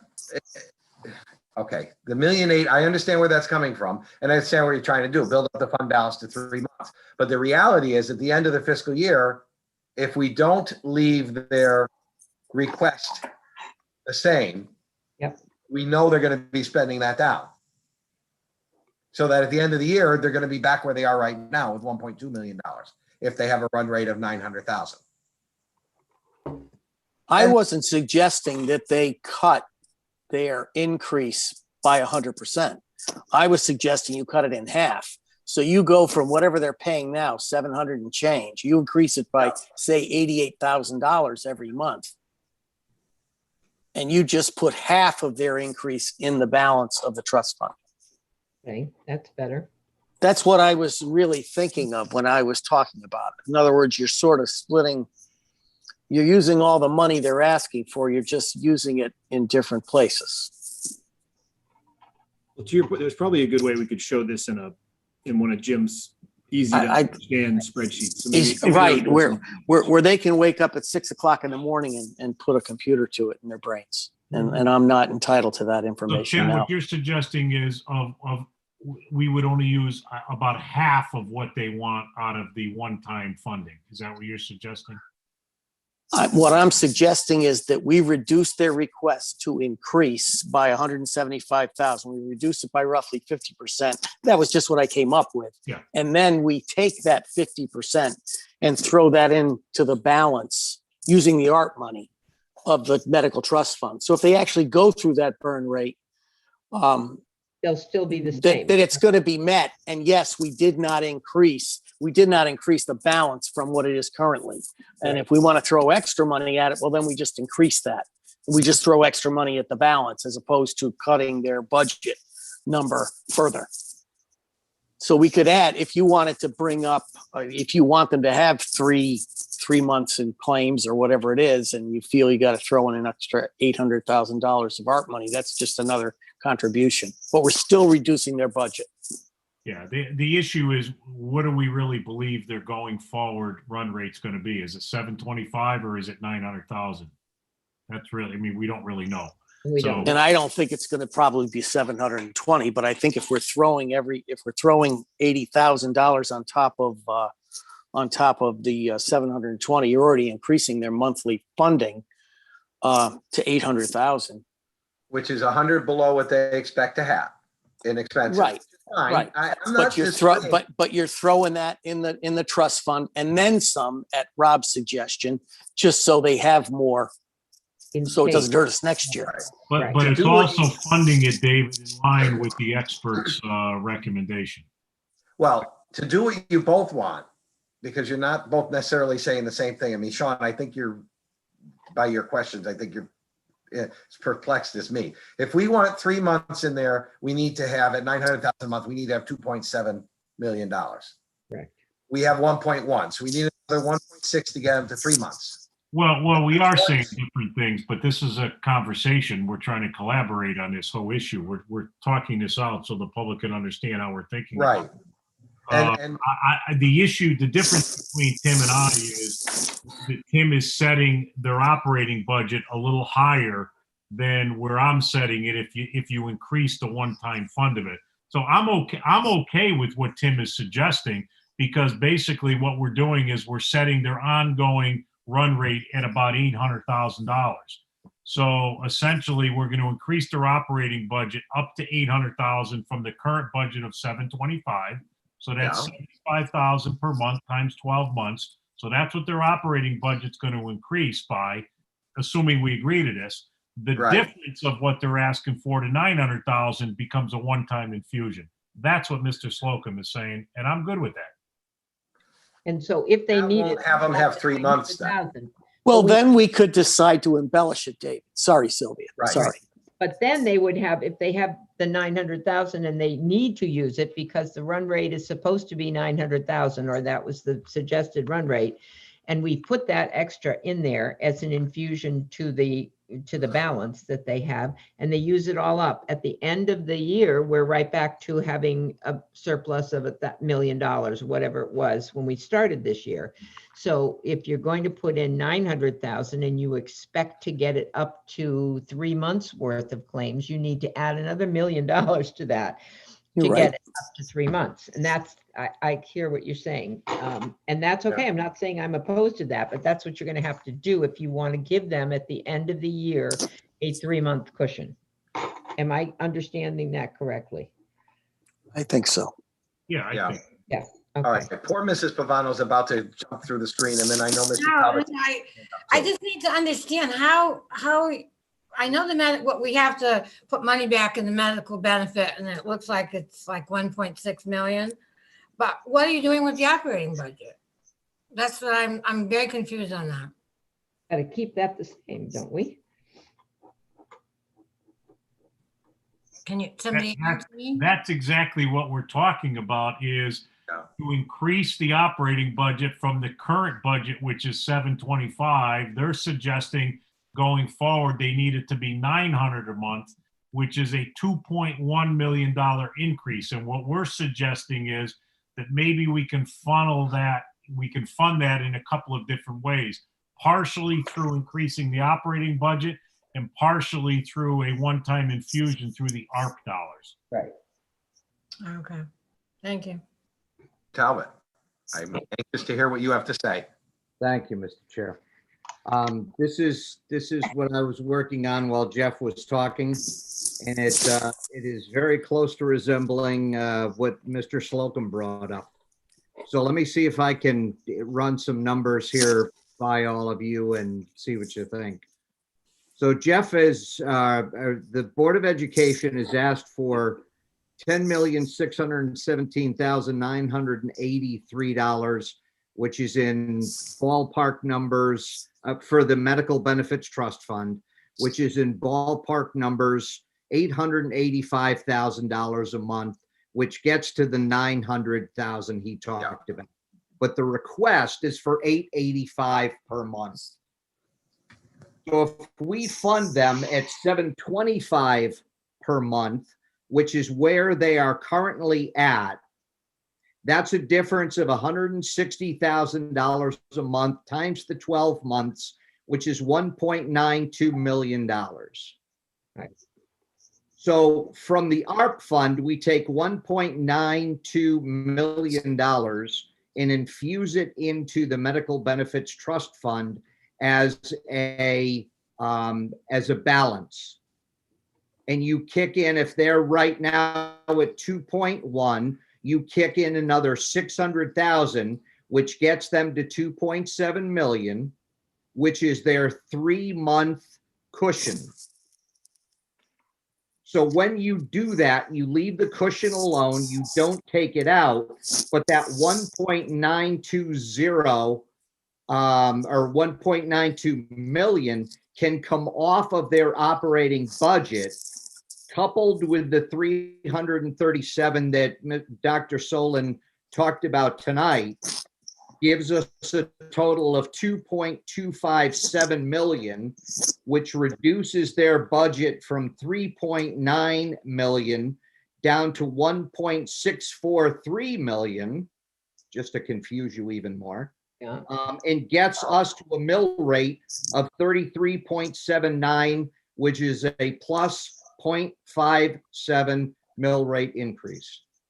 Done.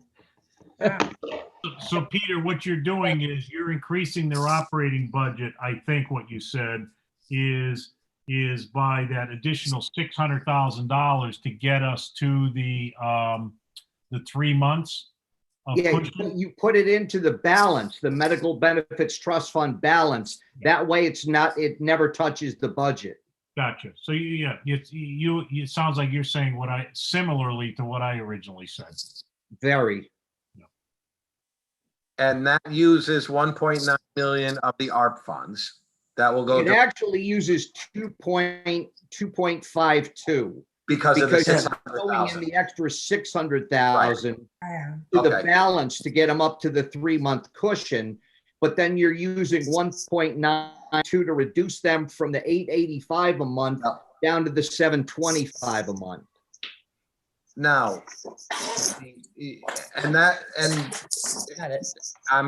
I don't have an objection to it. I have a question though, because we were very concerned a year ago at this time about one-time revenues. This is a one-time revenue, effectively. I mean, maybe we'll have it the second year, but this is a one-time revenue of 600,000 is an investment. I'm fine with that because that's building up. Right, that builds the cushion. Right, Yep. I'm fine with that. That's a different animal than the 1.9 million. But the 1.9 million is taking one-time funds, which again, I'm not against. I just want clarification and understanding. Taking of 1.9 million and putting it in lieu of operating expenses because we expect to need the 900,000 or 885. Right, and I think that's the point that Mr. Orrs was making, that I'm making as well, that, we're giving them the 885,000 a month run rate. We're just doing it in a different way than what they wanted to do.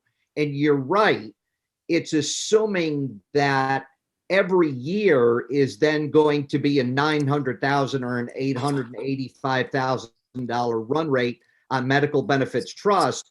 And I think Rob and I are rolling the dice a little bit and saying, let's roll the dice at 725 and see what happens. And we can adjust and tweak.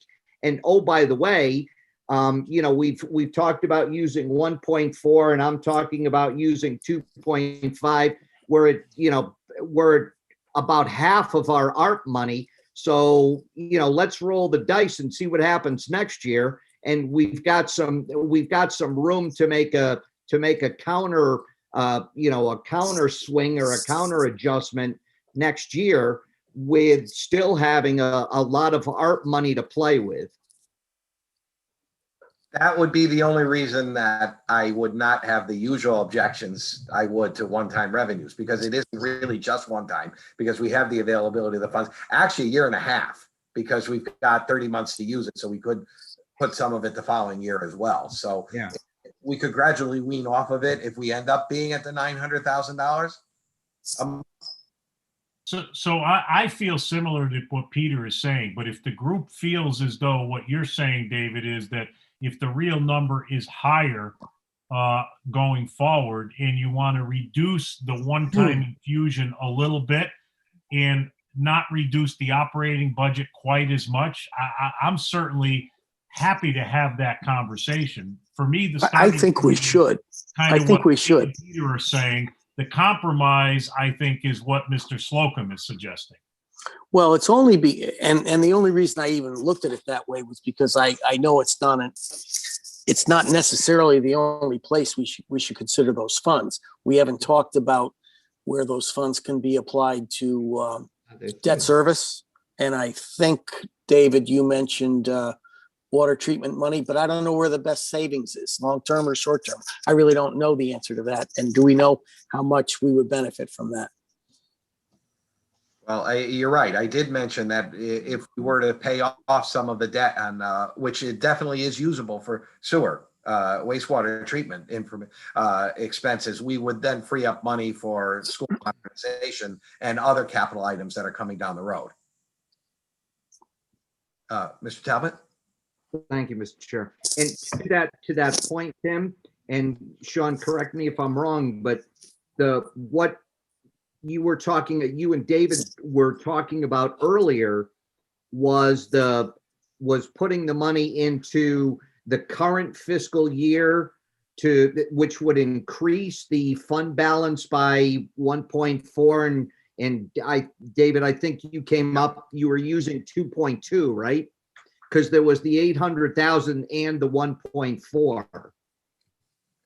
Right. Is that right, Sean? Right. The surplus from this current year being generated is 800 plus the 1.4, 2.2, and yes. Right. So instead of putting that into fund balance, why can't we put that into debt reserve? Certainly can. In other words, what I don't want to see is us continue to increase fund balance, and because then when you pull it out, then you're talking about that cliff, David, that every year, if we use $1 million from fund balance again to offset expenses, then you're at $1 million hole the following year. So let's take that, instead of throwing it into reserve, because we've got certainly a healthy fund balance. Let's throw that 2.2 or whatever into debt reserve and smooth out some of the stuff that's coming down the pike to make better way for school modernization. I have no problem with that, but recognize that you have to take the $1 million out as a revenue item then, because it's in Sean's budget. So your 0.5 mils goes to 0.9. Because he's already used $1 million. Right. We always have, traditionally, we've gone between 800,000 and $1 million each year, and we lowered it from the 2.2 million to 1 million in this budget. But I thought you were talking about putting 1.4 of ARP into the current fiscal year, which would increase the fund balance. And what I'm saying is, let's not increase the fund balance. Let's throw that into debt reserve. I don't know if we don't have quite the difference is $200,000, because Sean used $1 million and we only are generating 800,000 in revenue in surplus. So the difference would be that we, instead of having 1.4 available from ARP funds that would lapse in, we'd only have 1.2 million.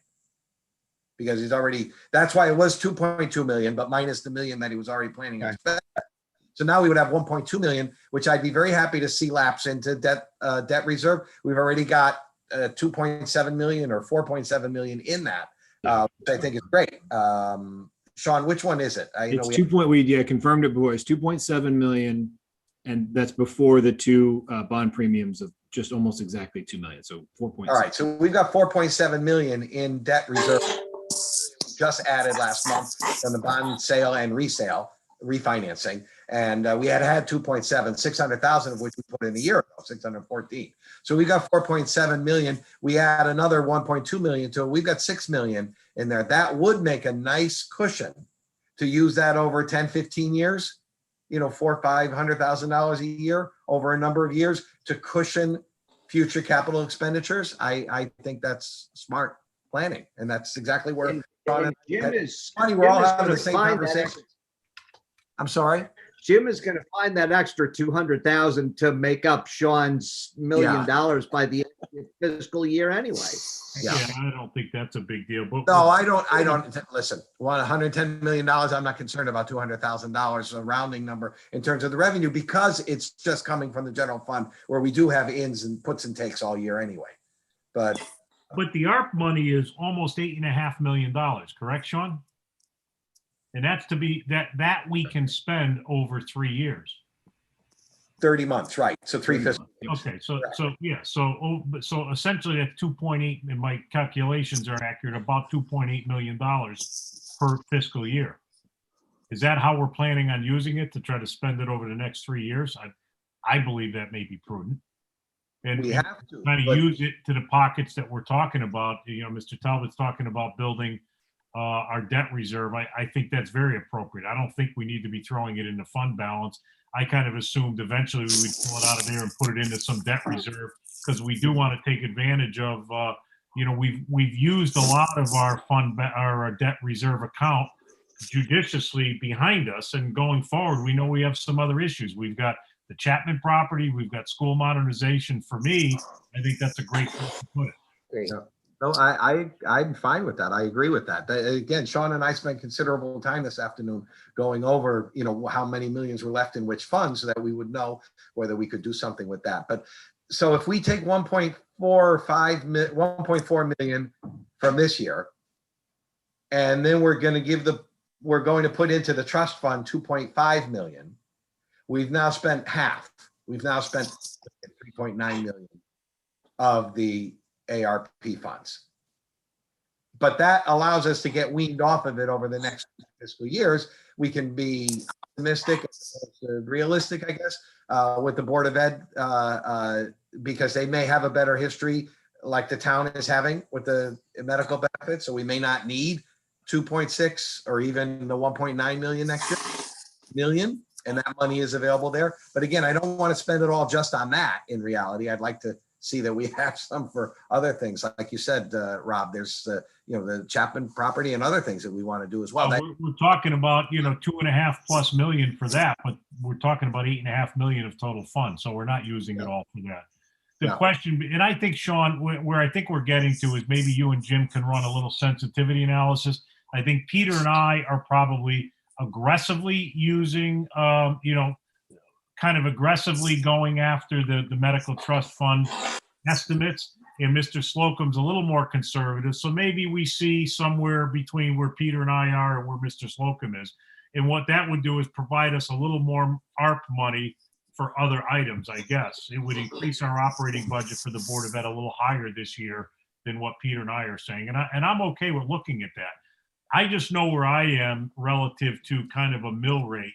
And I'm just going to throw it out there. I mean, I would love to see us, you know, somewhere in a $500,000 increase at this point from where we currently are. We're at 33 and change. I certainly want to be well below 34. And that's kind of where I am. And we still got to talk about some other areas of where we either use some pockets of money or some additional expense cuts. But I think we beat this to death. I think, you know, we haven't heard from a lot of other council members, but certainly Peter and I and Tim and David, you and I have been very clear. And I'm open-minded to how much of the ARP money we use to the medical trust fund. But I think we've been very clear as to what we're thinking. Before I forget, one more thing I do want to mention. We did discuss, and Mr. Walsh had a committee meeting to discuss as well, that we want to set aside about $300,000 of the ARP funds for a bulky waste pickup because of the trash generated and by the COVID, because people are redoing their houses and getting more furniture. And so there's generally, so, you know, there's pockets there where I think it can help everybody in a more tangible way. And then pockets funds that can be used in a way to just generally plan properly for the debt service to make it a cushion, a big leap. I do want, Mr. Walsh, I do want to hear from other council members, like Mr. Horace said. Yeah, I've been a little quiet, but I am leaning towards what Mr. Taub and Mr. Orris are in terms of taking a chance at this. And I think, the worst case scenario is that, we're going to have to replenish our trust fund at the end of the year. But I'm still wondering if it's an anomaly what happened last year. I'd like to see April's numbers before we commit to it, but it doesn't sound like we're going to see April's numbers before that. But I do like what Peter came up with and Rob. I think they're spot on with how my thinking is towards this. We usually have, sorry, not to jump in, but we usually have those monthly numbers by just before the probably second week in the month. So I think we actually probably would have them. I think, Sean, maybe more like the beginning of the third week.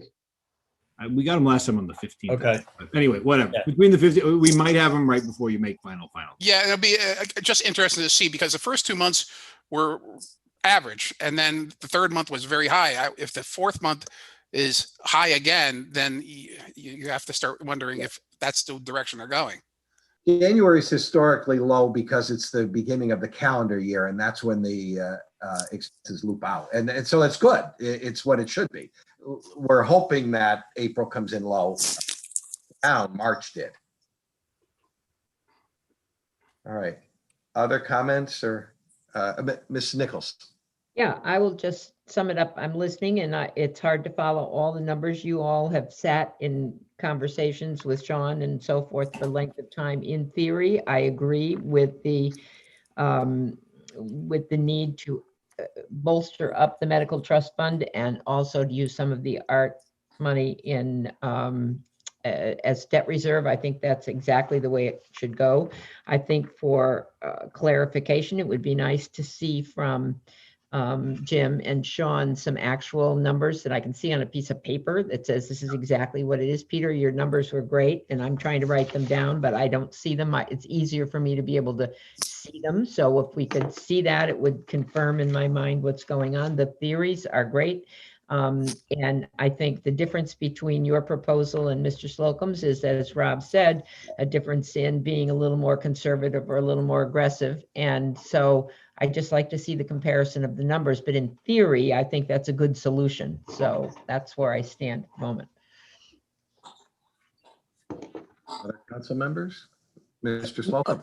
Yeah, mine is a question, honestly, and we've got the 8.5 million, Sean, and how, other than the part that we use, okay, in this fiscal budget that we're developing, how do we account and assign those unexpended dollars? It doesn't go to fund balance. It's just an enterprise fund.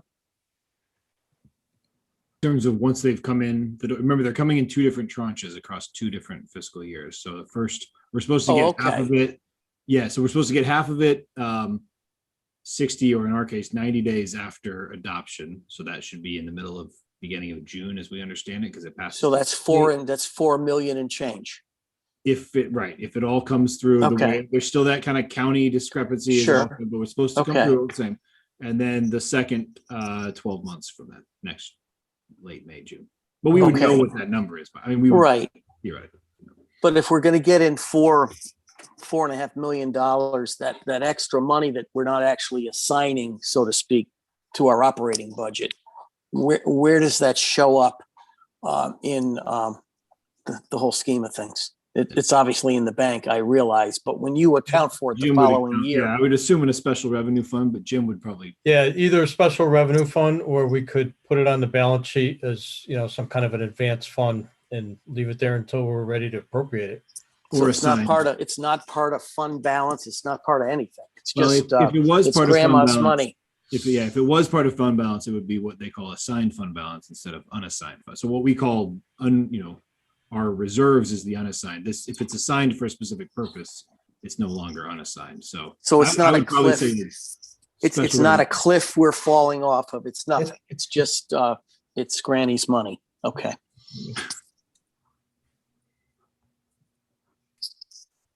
Thank you. All right, Mr. Talbot. Sorry, Jim, I know you're trying to jump in real quick.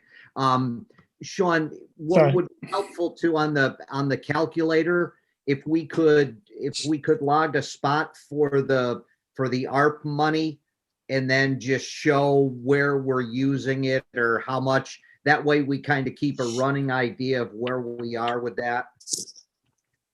Yeah, I had done that on the, I know we didn't quite get into that. These two here were for our lost revenue reimbursement, also general fund equity, any adjustments there, but we could also put, again, depending on how the conversation goes with the use for the medical trust fund, we could either add, or in that case, it would actually end up being a reduction on the expenditure side. Yeah, just have a column somewhere that shows the 8.5 and then where the deductions are and what we're using them for. And that'll keep us a running total of what we have left. Sure. Okay. Sorry, Mr. Jinks. Sorry. I can Mr. Jinks, Councilman Jinks. No, that's fine.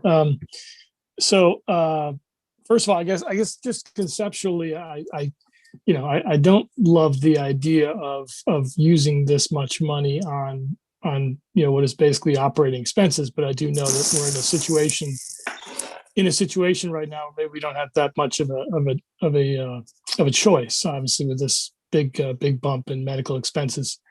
So with that said, to me, it'd be great to put as much of the ARP funds into debt reserve, like we've been talking about, or some into fund balance, whatever, just to hold on to for capital expenses and stuff coming up, as we've talked about. But with that said, I think, where I come down, if you look at the sort of the history of the run rates, it seemed like there'd be a spike and then sort of a new higher floor was always set. So it seems like the being a little bit more conservative along the lines of what Tim is talking about maybe makes a bit more sense, to just so that we have a bit more going forward.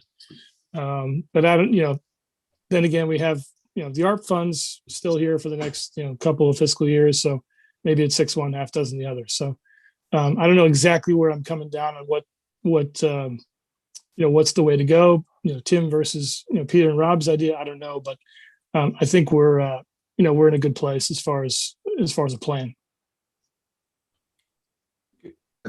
Thank you for the input. That's good. Mr. Velover, did I see your hand? Yeah, but I think Sean wanted to jump in first and. Okay. Well, I just want to clarify, if we could take just 2 seconds while we've got everyone together, so that while we're pulling this, I threw into a spreadsheet real quick what I think we're talking about in terms of the medical trust fund. So just bear with me for 1 second. Is it fair to say, and again, these are round numbers, but if we're saying that what the Board of Ed budgeted at the 885 per month, right, was what we'll call the expected claims, and that we would be budgeting 725 per month. And then right now that projected fund balance is 1.2 million, but we'd be infusing, again, we can change this number, but 1.9 million to make that total 3.1, or about 3 months worth of claims before the year starts, correct? And then if we take that minus the claims plus the funding and run that out for the year, right? If that holds, if expected claims hold, we'll have a fund balance in the medical trust fund of kind of roughly where we started, right? Back to 1.2 million. Is that the general understanding, or did I miss any of the bigger numbers there? Either Peter or I can't see anyone, but no, that's what I had thought, but I thought Dr. Solon said we were going to finish with 2.1 this year. No, I think the increase he's asking for is 2.1. Yeah, it's 2.1 is the increase. Yeah, he's expecting the 1.2. He's expecting to end exactly where it started. Right, just exactly. Sean, put that back up. Sure. I think there was an additional 600 that he had talked about, that Tim had talked about, though, right? Here. Well, I think Tim talked about. I had mentioned, because I was looking at a balance of 2.1. I got a 2.1 out of what Dr. Solon had said, and figuring the 2.1 and throwing an extra 600 would have gotten us to 2.7, which is a 3-month cushion at 900. I think the 2.1 was the increase, the value of Right. the increase. Yeah, Okay. 2.1 is the difference between 725 and 900,000. So the current balance in that medical trust fund is 1.2 million and change. Yeah, So you would have to increase that one-time funding beyond what Peter said to get to 3 months Yeah. of cushion. Yep. And listen, we know the issue here. I mean, I think we're all agreeing with what we're looking at. The question becomes, do we buy into a run rate of 725 or 900 or somewhere in between? And depending on what that comes out to be is whether we want to increase their operating budget a little bit more so that we don't have that one-time spike. And I think that's what Mr. Barry was concerned about and Mr. Jinks is suggesting. Listen, we're all ears. I think we're on this issue. We've kind of beat it to death. The question is, we're going to be somewhere in the mix here, and we'll make that decision over the next week or two. Right. I just wanted to make sure I had generally the concept that was helpful. So thank you. I think you do have it generally as to what we're talking about, but we'll kick this around a little further, and I'm sure we'll make a good decision. Great. Mr. Velber?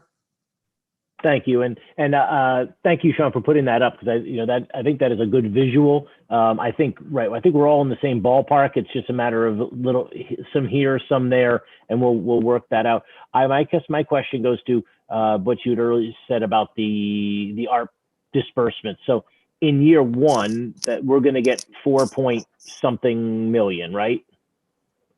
We believe so. But right, if the numbers come in like we expect and hope, so right, so in again, theory, the only question is the county money. I'll believe it when it's fully. I know we're entitled to the funds. I don't know whether the state's going to hold some of it for a period of time or however they're going to disperse some of that. But as we understand it, it's coming this year, end of this fiscal year and end of next fiscal year. Okay, but that'll come in first. So I guess ultimately, when we're talking about these spendings, whether it's infusing the medical trust fund or bulky waste pickup or whatever we're going to do with it, we sort of are limited or potentially limited to our first round of those expenditures being about 4-point-something million, right? I mean, we wouldn't want to spend more than half of what's coming in that first disbursement, right? Yeah, I mean, I think that would be probably the right thing to do. I mean, certainly there could be. I mean, if you're saying could you spend $5 million the first year because you had some program you knew you wanted to reimburse yourself the next year? I mean, again, we could do that through fund balance or some other mechanics, but okay, right, okay, and then maybe reimburse reimburse that fund from the expectation of the second disbursement. Okay. Good. I just wanted to see how that worked and what disbursements we can make as against what's coming in on the first round versus on the second round. Okay. Again, all that's with the caveat we don't have any of the. We don't have it yet. We don't know what else. Right. All right. Excellent. Well, thank you. I just wanted to find out what we get, because one of the things is obviously if we have it, we need to find ways to spend it. Because otherwise we don't want to lose it. If we're going to come in and we got to find ways, that fit there so we can use it. So thank you. Definitely use it. I'm confident. Yeah, we can find it. We can do it. All right. Any other council members, questions or comments? All right. Sean, I think you're going to try to work that up. I think all of us who have talked about it have some, we'll make ourselves available for if you need it. So hopefully tomorrow afternoon or something, we can get some information sent out to us so we can see where we stand. And next week's a council week. Tuesday is council. Do we want to meet again on Thursday for budget? Is that good for everybody? Yep. All right, good. All right, then that's what we'll do. We'll plan on Thursday, same time, same place. Same channel. Yeah. I thought we were having a dinner meeting at a lovely restaurant for the next meeting. That was my understanding. You mean we have to be back here at the same place next week at 6:30? We can't. I understand the restaurant you're at right now, the food is terrific, so. You could go to David's Pizza Place. Okay. All right. Mr. Chairman, I'll hand the meeting back to you. Thank you, Mr. Barr. Appreciate it. We'll move on to item 4, which is discussion and possible action regarding letter of support for ball and socket arts bonding request. And my apologies to the council for kind of hitting you with this without any, preemptive conversation. It came up quick. It is time sensitive. I personally did not see any real issue with this. And we wanted to try to help and support the ball and socket efforts to gain this grant. So, I told Sean and Arnett it was okay to put it on here. I hope you don't mind that. Obviously, we're going to have discussion if there are any issues, but it really is merely just, let me read the resolution and I'll get into some background. Be it resolved, the town council approves resolution number 050621-1. Be it resolved, town council approves the submission of a letter to Ball and Socket Arts, Inc. in support of their bonding request of $5 million from the state of Connecticut for remediation and restoration improvements to the historic buildings and site at 493 West Main Street. Second. Thank you, Mr. Talbot. Real quick, Rob, I apologize to jump in, but they just informed us yesterday that they're now requesting 2 million, not 5 million. So Okay, all right, so we can modify the resolution to make it a $2 million reference versus a $5 million reference. And this was just a request from the individuals who are running the ball and socket not-for-profit, that the town would issue a letter in support of it.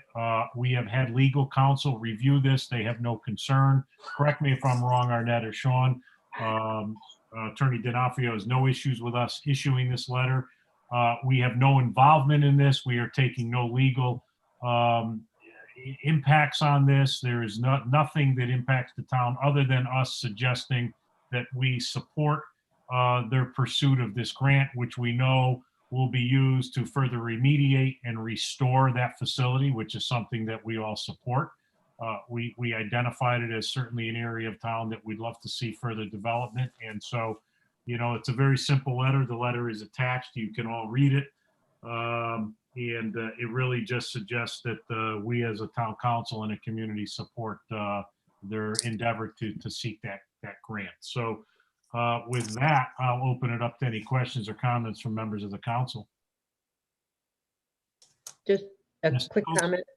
Just a Yes. quick comment. We have supported similar requests for support for grant in this project, and I fully support it. I see no reason to deny this request. So I think it's a good thing. Thank you, Ms. It is. Nichols. Anybody else? Mr. Walsh? Yeah, just it said for remediation and renovation. Correct me if I'm wrong. Do you know if they're done with the remediation over there, or they still have more to do over there? We have more A to lot do. more. A lot more to do. Okay. No, I'm fully in support of this. I'm just hoping it could move along. I hope they get this grant, and I hope they get a lot more grants like this so they can get the place up and running and this town can really enjoy it. So Thank you, Mr. Walsh. Any other questions or comments? Yes, Ms. Pavano? Yes, I fully support this. It's great for Cheshire, and it has certainly my support. Thank you. Thank you, Ms. Pavano. Any other questions or comments? Seeing none, and again, for the public's edification, we're just providing a letter to them that says that we support, their efforts to obtain this grant. There are no financial impacts to the town. This isn't even a pass-through grant. This is a grant that they're pursuing directly on their own from the state of Connecticut, and that's it. Correct, Sean? it's 100% correct. They're working on with our state delegation, trying to get before the bond commission, and they were just looking for support from the community. And it is my understanding that our delegation, our state reps are working hard on this as well. So it sounds like they've got their support as well. Mr. Talbot. I apologize, Mr. Orris. Thank you. Just real quick, the EDC is as well added a letter of support. Great. Thank you, Mr. Talbot. Any other questions or comments on this matter? Okay, seeing none. All those in favor? Absolutely. Motion passes unanimously. Great. We'll get that letter over to them immediately. And with that, unless Mr. Barr, you have anything else, I'm just going to call for a motion to adjourn. Moved. Thank you, Mr. Veliver. Second, was that Mr. Jinks? Yeah. Great. Thank you, Mr. Veliver. Thank you, Mr. Jinks.